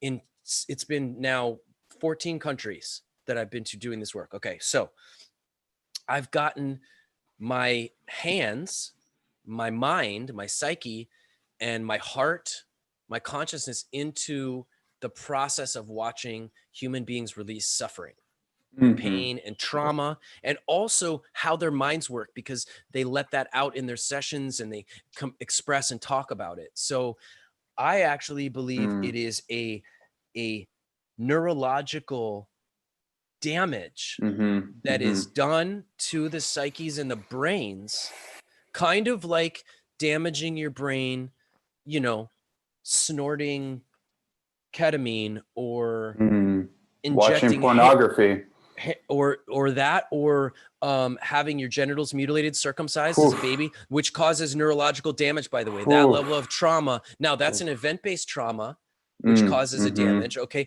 But there's also a period after that event that is affected where the psyche gets corroded patterning. It gets damaged. Here's another example. People that are physically abused have neurological receptor damage, actually, from being emotionally or physically abused, especially emotional abuse. They've actually found that being rejected by your partner for intimacy, for emotion, for connection, lights the same parts of the brain for physical pain. Wow. That makes so much sense. So just for perspective on the impact of us, right, is now imagine the consistency of a technology that then starts conditioning your brain every day to give it dopamine and serotonin every day. Again, this would be just like cocaine or doing heroin every day. Not only will that person have a physiological addiction, but there will be neurological damage from that addiction, that whatever it is, that stimulation, that artificial thing. So that to me is causing the byproduct of a lackadaisical, a lack of focus, the ADD, all ADHD. I mean, why do you think that Steve Jobs didn't let his kids have these tablets? Why do you think that Bill Gates didn't let his kids have these technologies and stuff like that? Why do you think that is? They knew about the stuff a long time ago. And that shows how evil that shit is too. Yeah. 100%. To create something and also to put it out to the world and also to intentionally revoke your children from using it. Yeah. Wow. Exactly. So I want to state this on record because we're coming to the end of the broadcast. Of course, it flies by with us. That I have had a vision and had several, and I've been seeing prophetic visions coming out from now through to November is going to be, well, first of all, it's time of war. Okay. It's wartime, guys. It's wartime. It's not Nasara Jasara release. Everything's going to be perfect. The reset, the restructurization, the healing and the rebuilding comes after the peak conflict of war. And we are in the time of war with Mars. It's in the stars right now. We're in a time of great change. And I have seen as well events taking place that have been known about by those that have been in power. In fact, there was a whole timeline trajectory as we get up to September, October into November, when this event would take place, the potentiality, them seeing it through looking glass, these different things, they've seen these events. Okay. The goal was with HRC moving into office, vaccination and chipping to be able to track people after this event takes place. That's going to hammer the US and Europe. I believe it's going to be a series of these little things that come from this asteroid belt that, by the way, we could still be in a spherical dome and a series of realms separated by electron fields in a flat plane. If you remember, and I check out the Norb theory model, the cosmos, which was created pre the realms, that's spinning is above still and still spinning around us and still has objects moving in that. It's not just a projection and can still have stuff come through the realms. It doesn't have to be that we're spinning around something else for that to take place. Right. And I do believe that's why you have seen impact craters and signs of things that have come from the sky besides the ones I've been watching. And you all should have seen that went through Russia. Was that a couple years ago? The Chekhovek asteroid that went across the city. It was super loud and crazy. Remember that a couple years ago? I don't remember that. No. That was like the most recent one. I mean, it like shattered windows going across the city, and I can't remember the name of the Russian city that it was in. But and I've been seeing them over the last even couple weeks. There's one that went across Tokyo. You're seeing these. There's debris things that fall into the atmosphere. Okay. I saw the other day. I saw on a medicine journey, and this was not an optical perception. This was not an optical shifting of perception. This was a shared experience with my wife sitting out back for 7 hours straight. We were sitting from 2 a.m. till 9 a.m. and we saw the whole thing. And we saw the permeable membrane of whatever that is, whatever the layer is, the ionic layer, whatever. We literally saw the thing open up, and it was in the shape of a shift of a craft. Like literally, like it wasn't like an optical illusion. We're sitting there watching this whole thing, and I know it was because no other part of my perceptual reality was affected. The chair was a chair, the house is a house, everything is what it is. But when I look up in the sky, my subconscious it's literally, there was like a flower of life constellation, and it was what it was. And it was just basically this permeable opening to see what was always there. and you know, it really like, so that video that you shared, the galactic red pill, and then the dimensional kind of like, I don't know, Realms. the realms. Electron. Yeah, you were seeing yeah, more with that's your right. eyes than less than 2% of the light sound spectrum. You were taking in more. And I will say the same thing happened for me, and to a T, it looked almost exactly as you described, where I saw an entire grid over the sky that made it, that was almost like it looked like it was a domed projection screen, so to speak.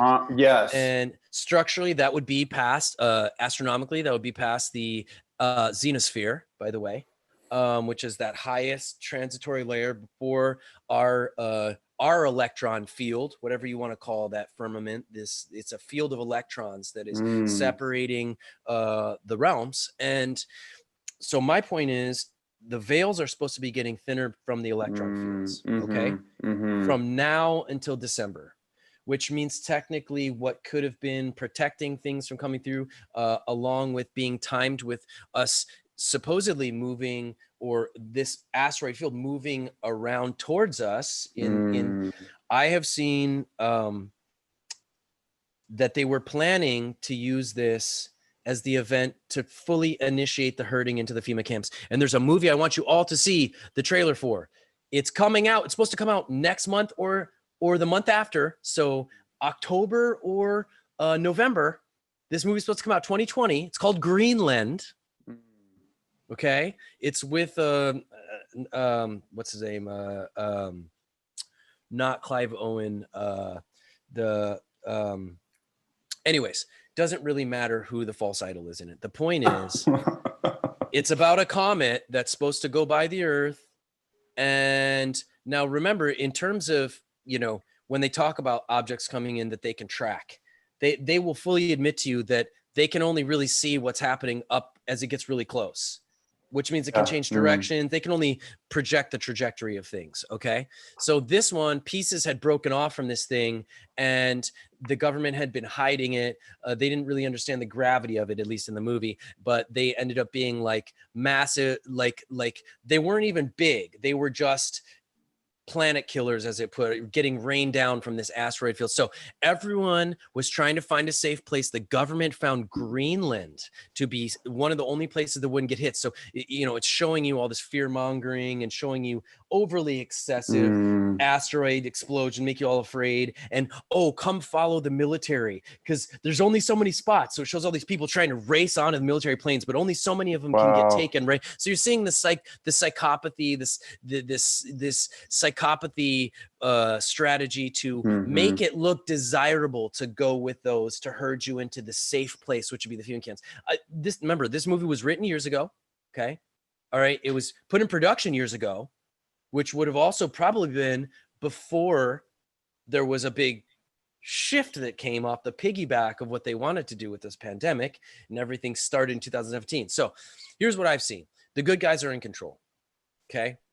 They have taken over what would have been carried out in a different way. Here's the thing.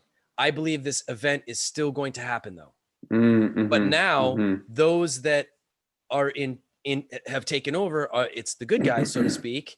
But we still have to deal with what's going to take place. I believe there is some space technology that they have to be able to shoot some of these down. And listen, I don't know. This is just what I've been shown. They're going to shoot a couple down, but a few will get through. And I want you to understand, at least from the physics of how asteroids or meteorites work, an asteroid the size of a penny, okay, or a pin, could build enough kinetic energy, if it's going fast enough, that it doesn't really matter what the size is. It's now the kinetic energy that hits, if it's going to impact. And it could create a massive 40-mile radius just from the tiniest little thing, if it built up enough kinetic energy. So I want you to understand, you know, September 6th was yesterday, right? There was supposedly a Pyramid of Giza-sized asteroid that was entering Earth's orbit yesterday, okay? Now, if just little fractals of this came off and rained down, it could create some real problems that would potentially create an event that could affect the entire world if a little scattered of them hit in different places. Now, I believe that this will be the catalyst for us to wake up. I think it's going to Yeah. stop I think it's going to do some destruction. I don't think it's going to be like global destruction. I think it's going to do some destruction. I think it's going to cause some emergency, and it's going to cause everybody to come together. And I do think it will stop the world, so to speak, if you will. And I think there's going to be some event. It could not be that, could be some kind of electromagnetic pulse component. We don't really know. I can tell you that the Schumann resonance went flatline for like 2 days from the September 2nd to the 3rd, which is, supposed to be the heartbeat frequency of the planet. And it started on the 2nd to 3rd, which is when they launched the last Netlink or whatever Elon Musk's satellite thing. The last of those were put up in orbit. And then there was a weird flatline with the Schumann resonance, which I thought was very interesting. Again, just looking at pieces, looking at the timing, looking at the sequencing. Now the resonance is fluxing now. It's back. It's pulsing. And you can check out the Schumann resonance. So there's channels live where they just let it go 24/7 live on the website for the Schumann resonance that reads the actual Schumann resonance. You can just check it out every day if you want to. But I do believe whatever is about to happen is going to be the catalyst to bring us together. And also it will be so abstract, whatever it is, that it will be what sets the foundation for people to actually learn what we have been finding out, and many of us have been finding out about the great deception, so to speak, or the deep state, the elite, the full reveal, the tribunals, all that stuff. We need to be shocked more, and that was the kind of end statement of this coder that I've referenced, who has some of the higher level again of intel and information, and stayed kind of hidden and silent, and is really not looking to interview with anyone else or anything, just sharing some context without really any specifics, more bigger picture context for those paying attention. And that is that we need to be shocked, that part of homeopathy is to shock the system. The reason that last week we did the ice video, I took them through a full narrative where I showed them the ice and what I was doing. And I took them through the whole process and kind of narrated what was going on. Part of what happens when you go into the ice under 32 degrees for 3 minutes is you're shocking your nervous system. You're actually making it think it's going to die. So it resets it reactivates itself and turns on again. We are shut down right now, like our bodies. We're on a sleepy automation kind of hypnosis. How do you break someone out of hypnosis? You snap like this is one of the ways that they bring you out of a trance state. If they're doing hypnosis, is they do something to snap you out of it, to shock you out of it. This process will continue to ensue, to agitate us homeopathically, and until we are shocked and wake up from what we're in, which is being so deeply conditioned to be told what to do, or to feel that we know through our free will and action that we can go to these controlled sources. We think we're discovering that information. You're not. You're being told from these controlled sources that you're used to going to feel like you can discover things, to be told what they want to tell you. And until you step out of those and start looking around and start doing research, once again, let's list off the government website. You can go check out the articles of treason on each individual and look up what comes. Just that alone. Ronnie, go ahead. What again? Should we list it off? Or the names For the U.S. government? Just for the website. Just give them the website that you go to. It is the U.S. Gov website. Just for the state of California alone, you can do that one. And just start typing in the names. Yep. Just start typing in the names. Go. Or type in the treason codes. There are basic codes for treason. You can type those in and it'll bring them up. You have access. It's public record. You can totally look at it yourself. Yeah. In fact, please do, and don't listen to us. And that just proves that we're in a scripted theatrical production called whatever this thing is called, whatever you want to call it, the mainstream media. This whole thing that we call our reality is a scripted theatrical production. And just to that point, when you realize that we won't even get into the whole realm theory and everything. We were kind of drilled that, but just having experiences like that, that's what I would just say to people. open your mind to having experiences instead of just being told what to do, right? The felt experience that Terence McKenna always talked about. And he also said that culture is not your friend. We have been enculturated within a culture or a cult, a petri dish of programming, and we're waking up and breaking out of it. And that process can be a little jarring. It can be a little unsettling. It can be very disorientating. And that's a good sign that you are waking out of the dream spell. Yeah, and there are gifts and challenges that come with that. One is you will start attracting and resonating with individuals that are also waking, that will be able to reflect back information and support the discernment process. And then you will also be met with reactions from people that are deeply still in what you are waking from, which I understand is disheartening. For some of you, it's surprising, which is sweet. Because and I say that because I've been in this for so long. Yeah. It's like and someone addressed this today in an interview. It's like when you first start learning about spiritual teachings or spiritual truths.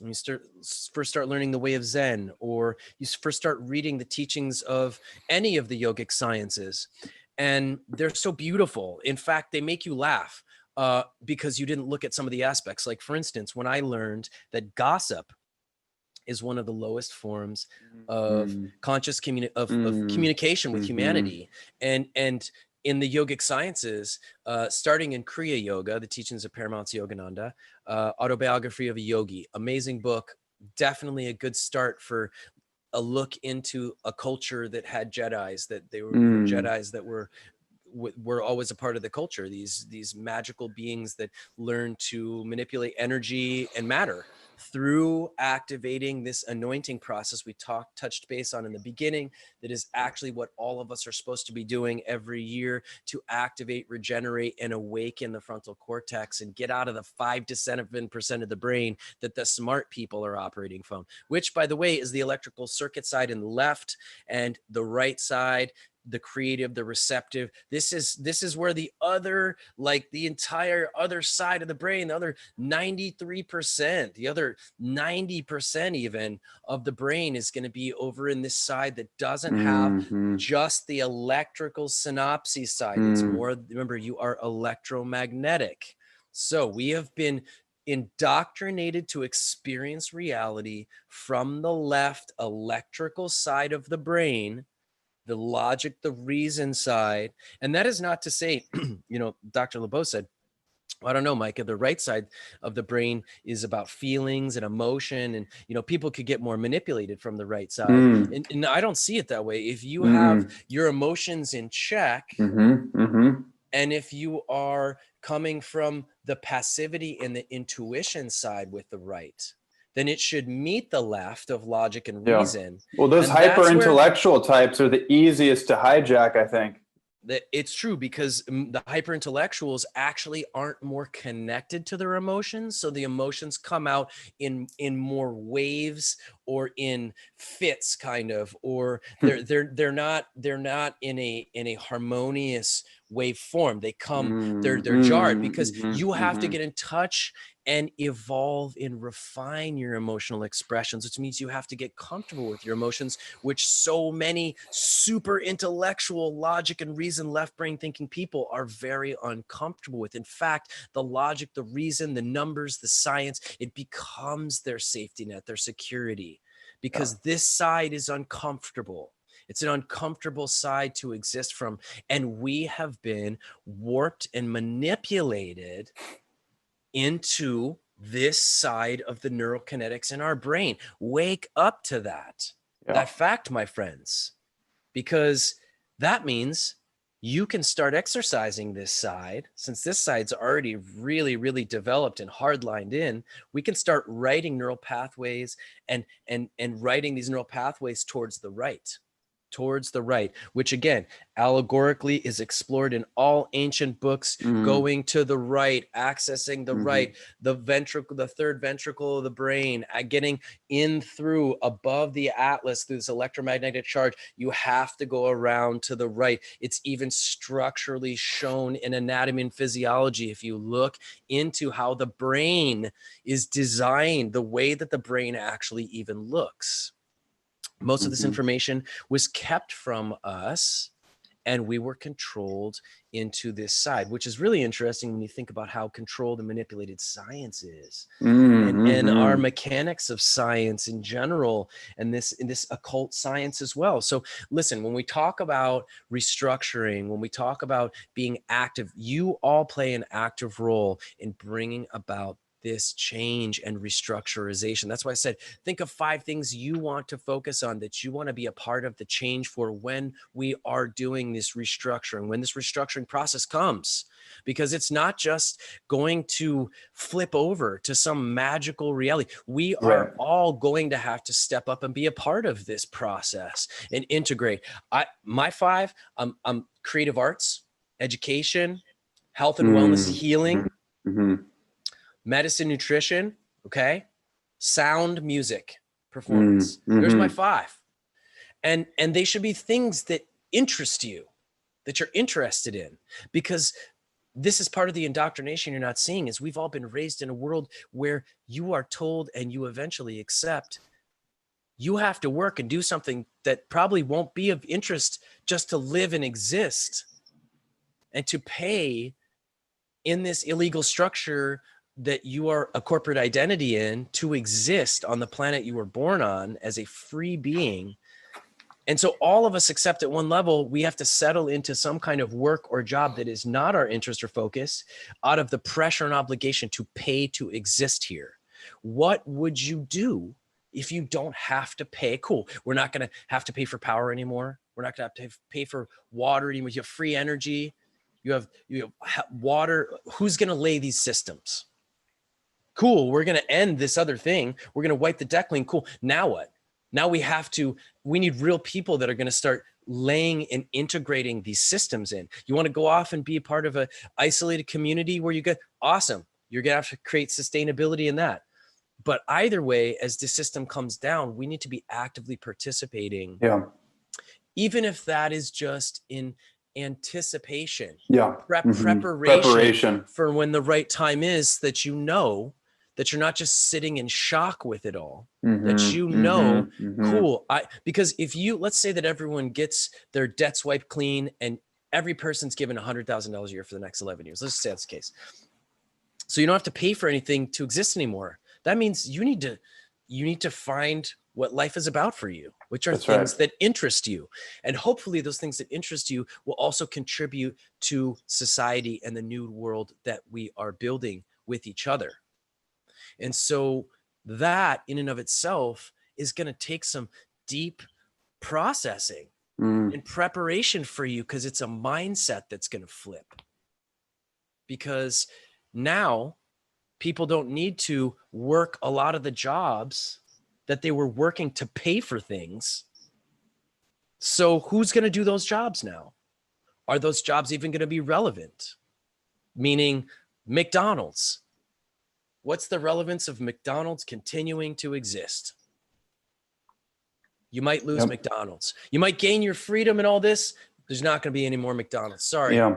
And what's the relevancy of all the people on the internet propagating and pushing fear, all that stuff I've been watching, and just like, what personal development industry, the health industry, the online influencers that are just continuing to just do the same old thing despite what's happening in the world, despite what's going on. And I just thought to myself, wow, like, this is just not going to be relevant. All of this is just not really going to be relevant once the disclosure event happens, once the reality, people's reality gets shattered on the riverbanks of reality. Yeah. And there's going to be a reorientation process. And the only thing left standing is the truth and what's relevant. It's true. So we're all going to have to be reevaluating, like, what do I want to put my time into? I was looking at one of my other paintings. I was like, oh, and this painting seemed more relevant to me before I woke up to a lot of things, and I was like, I had this instant awareness. I want to paint things that are more focused and relevant to where I'm at now. And so I went back to this abstract puzzle piece that has a lot in it. And I look forward to sharing with everybody as I finish it. But maybe we'll do a decoding of it, but it was more relevant. So it felt like I could prioritize my time energetically to this. Or like I said, the self-treatment system for neuromuscular therapy is super relevant.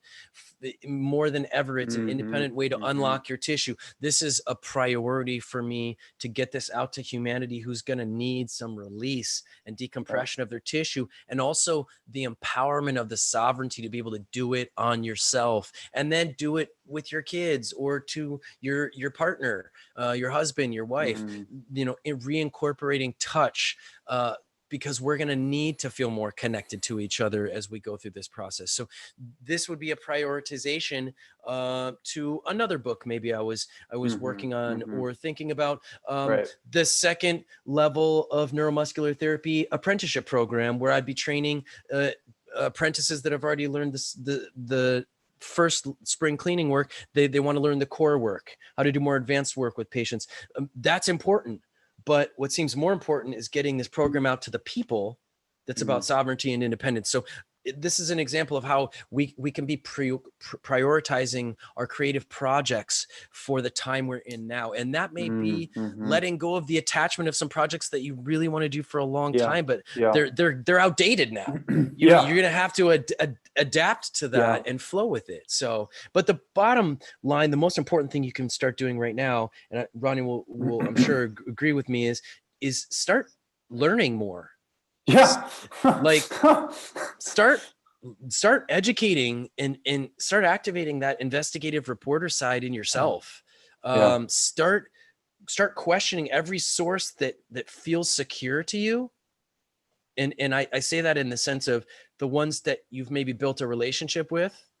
Like I used to watch The Daily Show for a laugh. I found it to be witty and they would be manipulating you through mainstream narrative, but also then making fun of some of the people that you already knew were kind of lying to you. So they would still, you would enjoy that kind of the sarcasm and the cynicism about stuff, but they were still manipulating you with a narrative.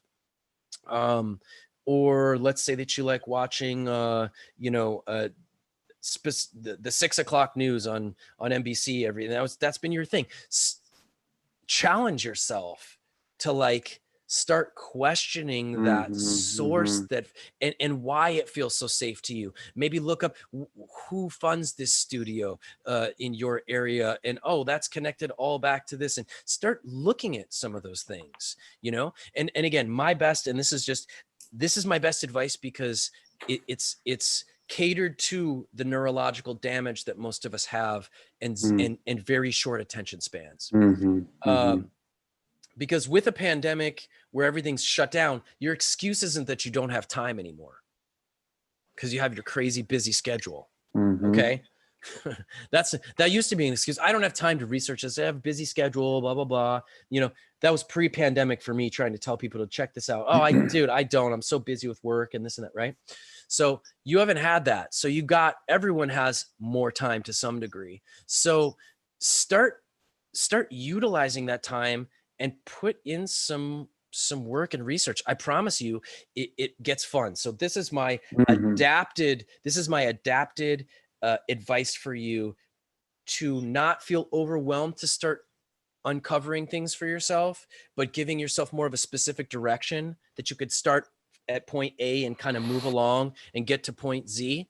Is pick one of those movies, Shadowgate, Out of the Shadows, Purvywood. Those Purvywood ones are brilliant. They're so well done. Honestly, when you look at the level of research, and trust me, and I say that because both Ronnie and I have gone back and done our own research on the stuff they talked about, and we fact checked a lot of it, like, wow, oh my gosh.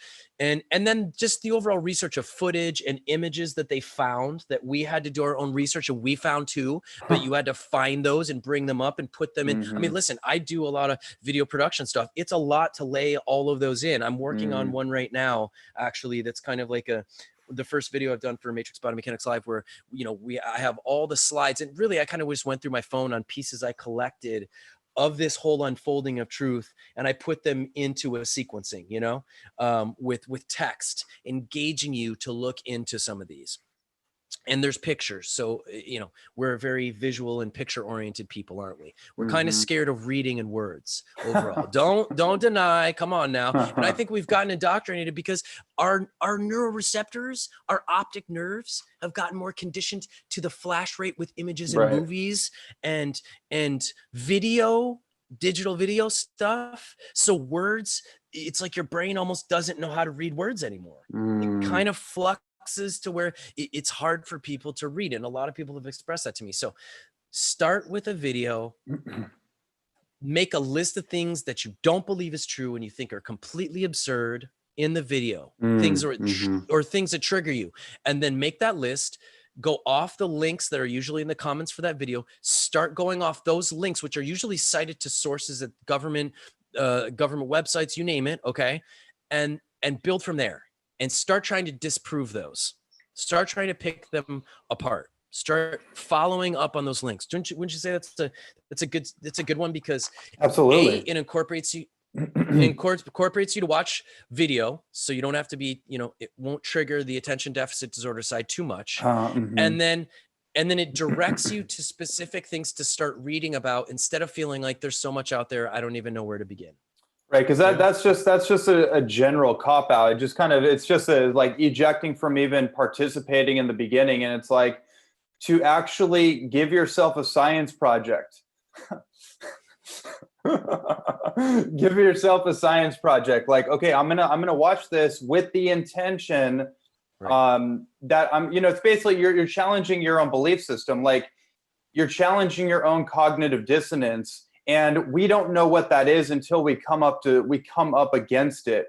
Or, you know, on the reverse side, you know, you're actually doing what you and I have done and many people have done. Like we've gone through these videos, and by my pure inquisitiveness, when I saw something and it resonated with me, and I'm like, oh my God, like, wow, like this thing on Anderson Cooper and Kathy Griffin, and like they're apparently related, blah, blah, blah. And then I went on duckduckgo.com and I looked it up, and there's other people that put it together, and I saw what to me felt like irrefutable or at least confirming evidence of what I saw in the video.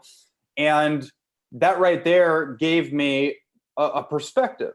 It gave me a perspective that I could continue to move on. And I think that's the biggest thing, right? It's like, first of all, like learning is a joy and it's a privilege. So the joy of learning is something that we get to activate again, no matter what it is that you're looking into. It doesn't have to be the conspiratorial stuff, but it's got to be something. You got to be involved in something. You got to be excited about something.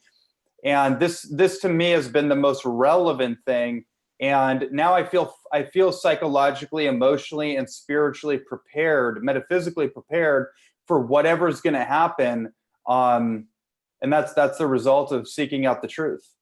Right, because first of all, you don't want to learn or investigate things you're not interested in.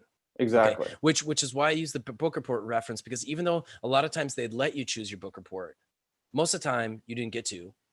Or everyone would have to do a book report on this one book, which means everyone had to read the book, right? But you had to read the book to be able to really do a good book report on it. Yeah. Okay. So the point is, you have to find something that interests you. So if that is totally making fun of all the people that you think are Q conspiracy cultists, then go with that interest.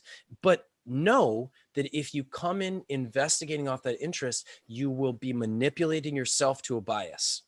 Right. At least at first. I believe if you do enough research, your bias will disintegrate because your bias will start disintegrating as you see factually in the timeline from the first drop to the latest, and then check the timelines of events. How about just even one of the latest Q drops where they've been manipulating, saying that Q's trying to manipulate a bias towards the Republican side and the right? And they dropped an entire log of both Democratic and Republican officials, their crimes, their offenses Yeah. and what they can be manipulated by. And there was no list of just one, it was both of them. And I saw a few people see this, fact check these individuals and go, whoa, I love that there's both parties here. Wow. They were like, even though they, wanted to disregard Q and other ones, they said, I appreciate seeing both sides here that's been revealed. And I fact checked and all of these are legitimate. So, there's gonna come a tipping point where for the masses, the cognitive dissonance disintegrates. And that's my lovely partner telling me it's our time. Yeah. They're going to the water, something real, something relevant, something awakening, Something real. So there is a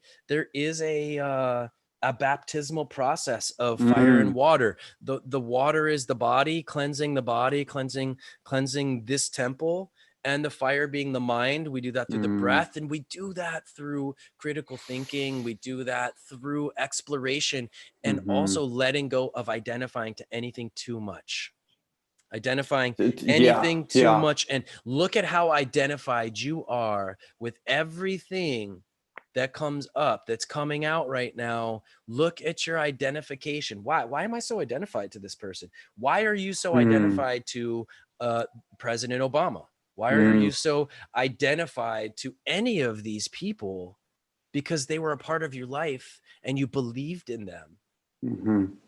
And so part of you, it's really the ego part, doesn't want to feel like you were tricked or duped or that any of that. And so it'd be easier to chalk it off to just, oh, this is just so crazy, and rightfully so. It is a fantastically horrific. It is absolutely outrageous. Truth Reveal that it's not as if we don't understand. We personally wouldn't have believed it ourselves had we not started doing the research and go look up Michael LaVon Brown. Go look who you can look at. That's the thing. We are in a time of information access. Okay. Even though we've said Google it's controlled, you still have more access than ever to find things and do research for yourself from the convenience of your own home and computer. So it's not going to put you in the alpha brainwave state. The hypnotic, not good theta brainwave state that TV does, or watching Netflix. But I promise you, it will be equally as entertaining. Oh yeah, I don't even, it's no point in even watching movies anymore. I'm watching the most entertaining sci-fi debacle I could never have imagined. And it's only going to continue. So our ability to be unattached, just flow, go with the flow, doesn't mean accept what you hear. That's the whole point. We're saying don't do what you're told. Don't listen to what you're told. Question it all. Become a critical thinker. Start thinking for yourself and start looking at how much you are used to being told what to think. Yes. Under the vise that you read this yourself and you've discovered it. Okay, but you only read what somebody presented to you that was from an organization that had access to put it out on a massive level that they had control of. And unfortunately, they control most of those outlets that any of us have had access to until now. Until now. In fact, there's a station just on YouTube called Right Side Broadcasting that it films the entire public speaking of Trump from beginning to end. There's no edited pieces. You can watch everything that he says without it being edited, and you can see your own like true experience that's not controlled by the people cutting clips together. Look how much you watch things that is cut and edited together. I've been looking at it, and I have been guilty to some degree too, checking little edited clips, I'll watch this little 6-minute piece of what was said today in this debriefing. No, you got to kind of watch the whole thing nowadays. You really do.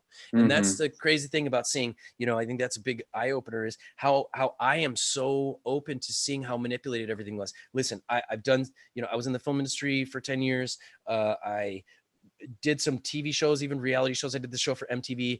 It was super stupid dating show. I got a free trip to Jamaica out of it. But when I watched what they did to the date that I had with this person in Jamaica, they took clips of what I said from conversations we were having 30 minutes prior, and they edited it to a response she said for something completely different 30 minutes after whatever that was. I mean, they cut together their own conversation that was nothing that it was not at all anything we talked about. It was amazing. It wasn't even like, and of course, in it, they wanted to make me look like an idiot. So they put all these animations on me and stuff. It was really bad. So I could even get past that side of laughing at myself. What was disturbing to me was the manipulation of the actual interaction, and that it was nothing close to the dinner we had, the conversation we had. Everything they did was skirted towards an agenda to make me look like dumb, like an idiot. And again, this was probably like 17 or 18 years ago. So I did a good job of making myself look like an idiot too, I'm sure. But the point is how much they needed to make it more entertaining, and they had an agenda that they wanted to make it. And that's what they created from it. And it really was off-putting towards, why would I ever want to get into this industry? It is so fake. It is so far from capturing real human experiences. Now, remember, this is supposed to be reality TV, okay, that they were doing this in. So you can imagine what movies and TV shows are like, you know? And I got to see that too. When I first went to LA, I was a special effects director's apprentice for a show for one of the major networks. So I was on the sets of NBC, and I got to be on the sets for Disney and stuff, and the big lots and everything. And you know, it really was such a make-believe, just fake world, you know, to see the actors, how they really were behind the scenes, and then watch them step up and play this fake character in this, you know, it's and at the same time, and I humbly looked at this, it was so desirable to me at the time to want to be part of this big show.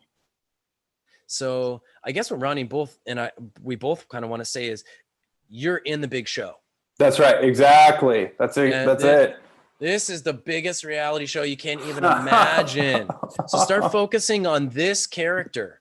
Yes. This character, you can create whatever you want to from this character. It's one of the greatest things that they've manipulated us around is conditioning into us our limitations for everything about us. Our limitations for our infinite level of health and wellness that is sovereign, that we can create for ourselves, that we need some dependency on a medicine system to heal us. They have created that we need things in life. We need houses or stuff, because they had to create a need for stuff for us to buy it. Yep. So they created this meaning that we're not going to mean or have as much meaning in us, in our lives, for ourselves, for our soul, for our self-worth, if we didn't have these things. So start evaluating all the things that you've placed meaning on that don't matter, because you have to identify those, and you have to let them go from being identified with them, to let the dust settle and actually start inviting back in what actually means something to you, what really means something in life, which is love, which is connectedness, which is family, which is spirituality and connection to something greater in source, which is highs and euphorias, or the sensation of being high off of organic practices that your body was designed to do, that were collected into ancient systems and held by humanity close to 6,000 years ago, even some of them, to be passed down. And we've been filled with externalized supplements to make us feel high, make us feel fulfilled, and stuff and sugar and treats and alcohol and sweets. Now I'm rhyming into the overall point, because I'm not trying to be discreet about this. Maya, the illusion, includes everything. Everything that we've brought in, everything that we've brought in to fill a void because we've been taught that we are a void, right? But the bottom line is light. Is that where does light go? It goes into us, right? It goes in through our optic nerves, right? So we always look like the light is outside. We've been taught that the light is outside, Right. because we've been raised in darkness. But upon meditation, activation, internal cultivation, there is an illumination and light inside what looks dark when you close your eyes. There's an entire illumination that takes place. And that happens with elongated meditation and practices. But if you're so externally distracted out here, you're never going to look within. That's one of the deeper premises of what's happened, where we've all deeply been duped. So with that, is there anything, obviously I want people to have access to you, to be able to have access to anything you're doing and your awakening world cultivations of manifestations. So please share anything and how people can connect and reach out, or be able to connect with you for nutritional context, for education, for anything that you're manifesting, sir. Beautiful. Well, yeah, so I'd say easiest way to contact me is either Facebook or Instagram. Look up Ronnie Landis. There is a name change in process, mostly for the future children, kind of resetting the lineage. So me and my partner, we changed our public names to it's under Wilde, WYLDE, but it should show up as Ronnie Landis. That's my birth name and the name on all my books and my website. So not to create confusion, but just look up me on Facebook or Instagram. That's where I'm pumping out kind of most of my service-based, social service-based messages and things of that nature. And then that's the best way to get in contact with me. I also have a podcast called the High Performance Health Podcast. So you can look that up on iTunes, Ronnie Landis. Again, High Performance Health Podcast. And those are the easiest ways to get in contact with me. Reach out, happy to be of service any way I can. And yeah, as far as like last words, I mean, what an incredible dissertation on what's going on right now. And I don't think I have anything else that really needs to be elaborated on. It's really just about taking your power back. And you've always had the power. We've always had the power to begin with. We just have to make the choice. And it's really that simple. It's just making a decision one day at a time, one moment at a time, choosing who I'm going to be in this live role-playing action epic that is taking place called my life. And choosing the character that you're going to be, you literally have the ability to reinvent yourself at any moment. It's just those neuroassociative connections, the patterning, the grooves the neural pathways in the brain and the nervous system. So it really is a full commitment. I guess that's the thing I just want to get across, is that you can't be lackadaisical about your own transformation. You got to be all in. And that's where you're going to receive the benefits, whether it's your health, it's your finances, it's your goals, the things you want to manifest, being in a relationship. You don't get the gold unless you're all in. There's some games in life that you don't get to play unless you're all in. And those just so happen to be the only games worth playing in my experience. So this is really where, where Mike is talking about what's truly meaningful to you, really evaluating where have I put meaning, where have I identified with things that really don't have anything to do with who I really am, what I really am, where are the false identities, and just let those start to go away by a natural deduction process of just focusing on what's truly meaningful, and things will conform. Life will conform. It may be a little uncomfortable, but if you're willing to make the commitment and you're willing to go all in and you're willing to follow that intuitive, like that guttural intelligence, not the head that's trying to logically tell you, oh, this is good, there's going to be a good ROI, it makes sense. But that gut instinct, that ultimately is the last thing I'll just say, is follow your gut instinct. That is the thing that has been the North Star for me, that has guided me to everything in my life, just following that gut instinct. And it's never led me wrong. Right. Well, and to add to that, even in our information collaboration process, as the days and weeks go on, we're always in communication.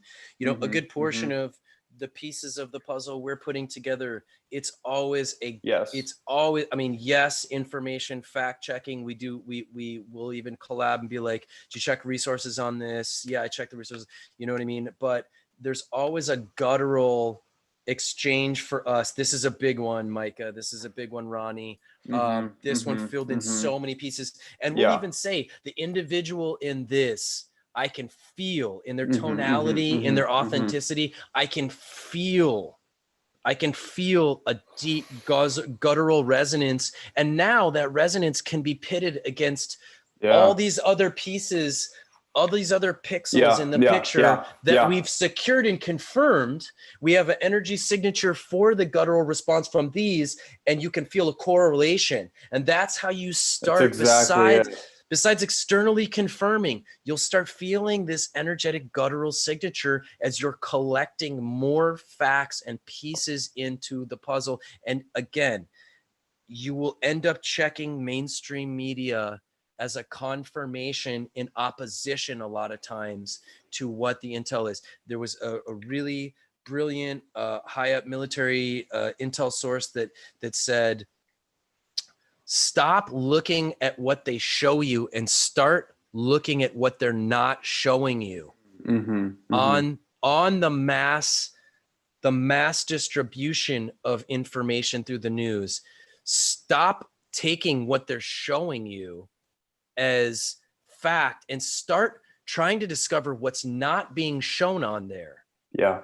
So if you see a piece on mainstream media, start looking at the edges and details in that article of stuff around that you can tell was kept out a lot of times. You know what I mean? You can tell pieces were exempted from the article because of how it was guided, it was influenced to be written. And again, one of the best ones you can fact check is go look at the hearing that they had in the 60s with the head of the CIA, asking him if he's influencing the media and news. And he says, we have people that write pieces for these news. They tell you it. So, and that's the actual analog video footage. You can hear them say it in it yourself if you need to. And then really, this is where the deductive reasoning and questioning comes in. Do you really think that they stopped that? That they stopped that from then, from the 60s till now, really? Or can you look deeper that they've actually modified, evolved, enhanced, accelerated that process? And the digital platform was one of the biggest things that they did it from, was switching from analog to digital. So you can find everything for Matrix Body Mechanics. You can check out matrixbodymechanics.com. And of course, our YouTube Live. Please subscribe if you feel this has helped you, or you feel this might reach someone else that can help you, or that you can help to wake up. Again, I like to apologize. The perfectionist I am, Ronnie, the same as a role model. I want to be able to engage in these interviews with more media platforms because I know how much visual imagery really helps people. And I am working my best on that. But at the same time, we all have a role to play in the awakening process. And that's each week, each day. And this is the most that I can do with 4 children and everything I am deeply engaged in on a more micro level for bringing harmony in my tribe and my circuit and my community to be able to contribute to the larger macro community. This is the best I can do right now, is railing off like a yogic conspiracy heretic. And at the same time, I will be producing more content, and we're waiting on a few amazing guests to come through to give a platform to speak as well. And this is the best that I can do at this time to still have a role in being able to reach people, to at least challenge you to start questioning more, questioning us, questioning. If you're going to question us, we don't get paid anything. We just spent the last almost 3 hours, okay, doing this for no pay, okay? I get nothing. My channel's not monetized, okay? I'm like, if you're going to question us, you should for sure be questioning the corporate conglomerates that produce mainstream media that goes out to you and has a million different investors, sponsors, people behind the scenes, globalists behind the scenes controlling or owning a lot of these networks. So if you're going to question us and not them, I don't know a starting point from there. Do you, Ronnie, of No. how to break? No. So no, I think it's a choice. I think that's just literally a choice at that point. I actually have no idea what to say to that for somebody. There's some people I can't help. Right. Exactly. And that's the thing. And I saw a meme about it. This is the end game time. Like this isn't the convincing other people. This isn't, there's a few, like I said, there's some social work I did to try to address some false news, because I hate seeing that be recycled from the mainstream narrative, especially with intelligent people that I know personally. But even then, I'm gauging how much I want to invest energy in this, rather than directing that to people that have started the journey towards actually really looking at everything, as opposed to helping people to break through that point. It is a beautiful process when somebody has that eye-opening experience. It's magic, and I do still contribute in that way, hopefully for that intention, but I have zero attachments to convincing anybody, neither does Ronnie. There's just nothing in that for us. 100%. I do want to give you guys one gift again, and it's just a reminder of something you can practically do. Remember, when you're upset and you cry as a little kid, you breathe through your nose and your mouth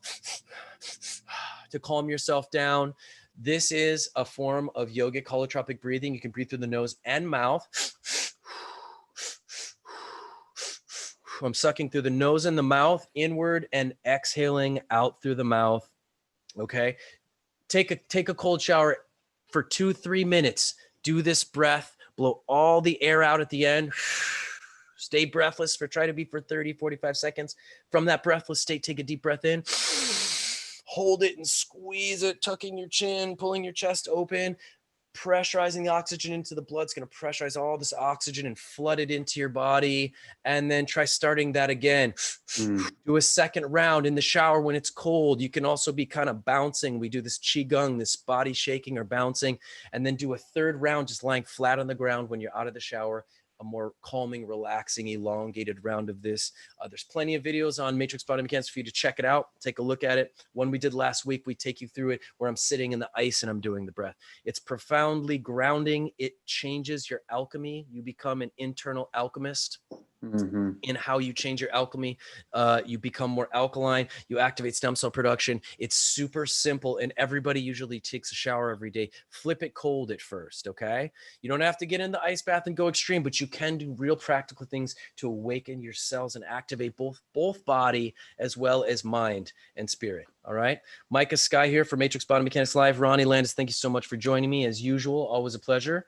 Look forward to doing more of these. Yes, indeed. Thanks so much for having me. And we'll be back to give you some more perspective, in a week or so. And, as you know, a lot happens in a day, let alone a week. I think we have that trial coming up is the 9th, is it, of September? 8th or 9th for now no longer HRC who got out of it, but her assistant. So, anyways, again, I'm already in trouble for running this long, but I do it out of the goodness and the intention to share this message and spread the word and information.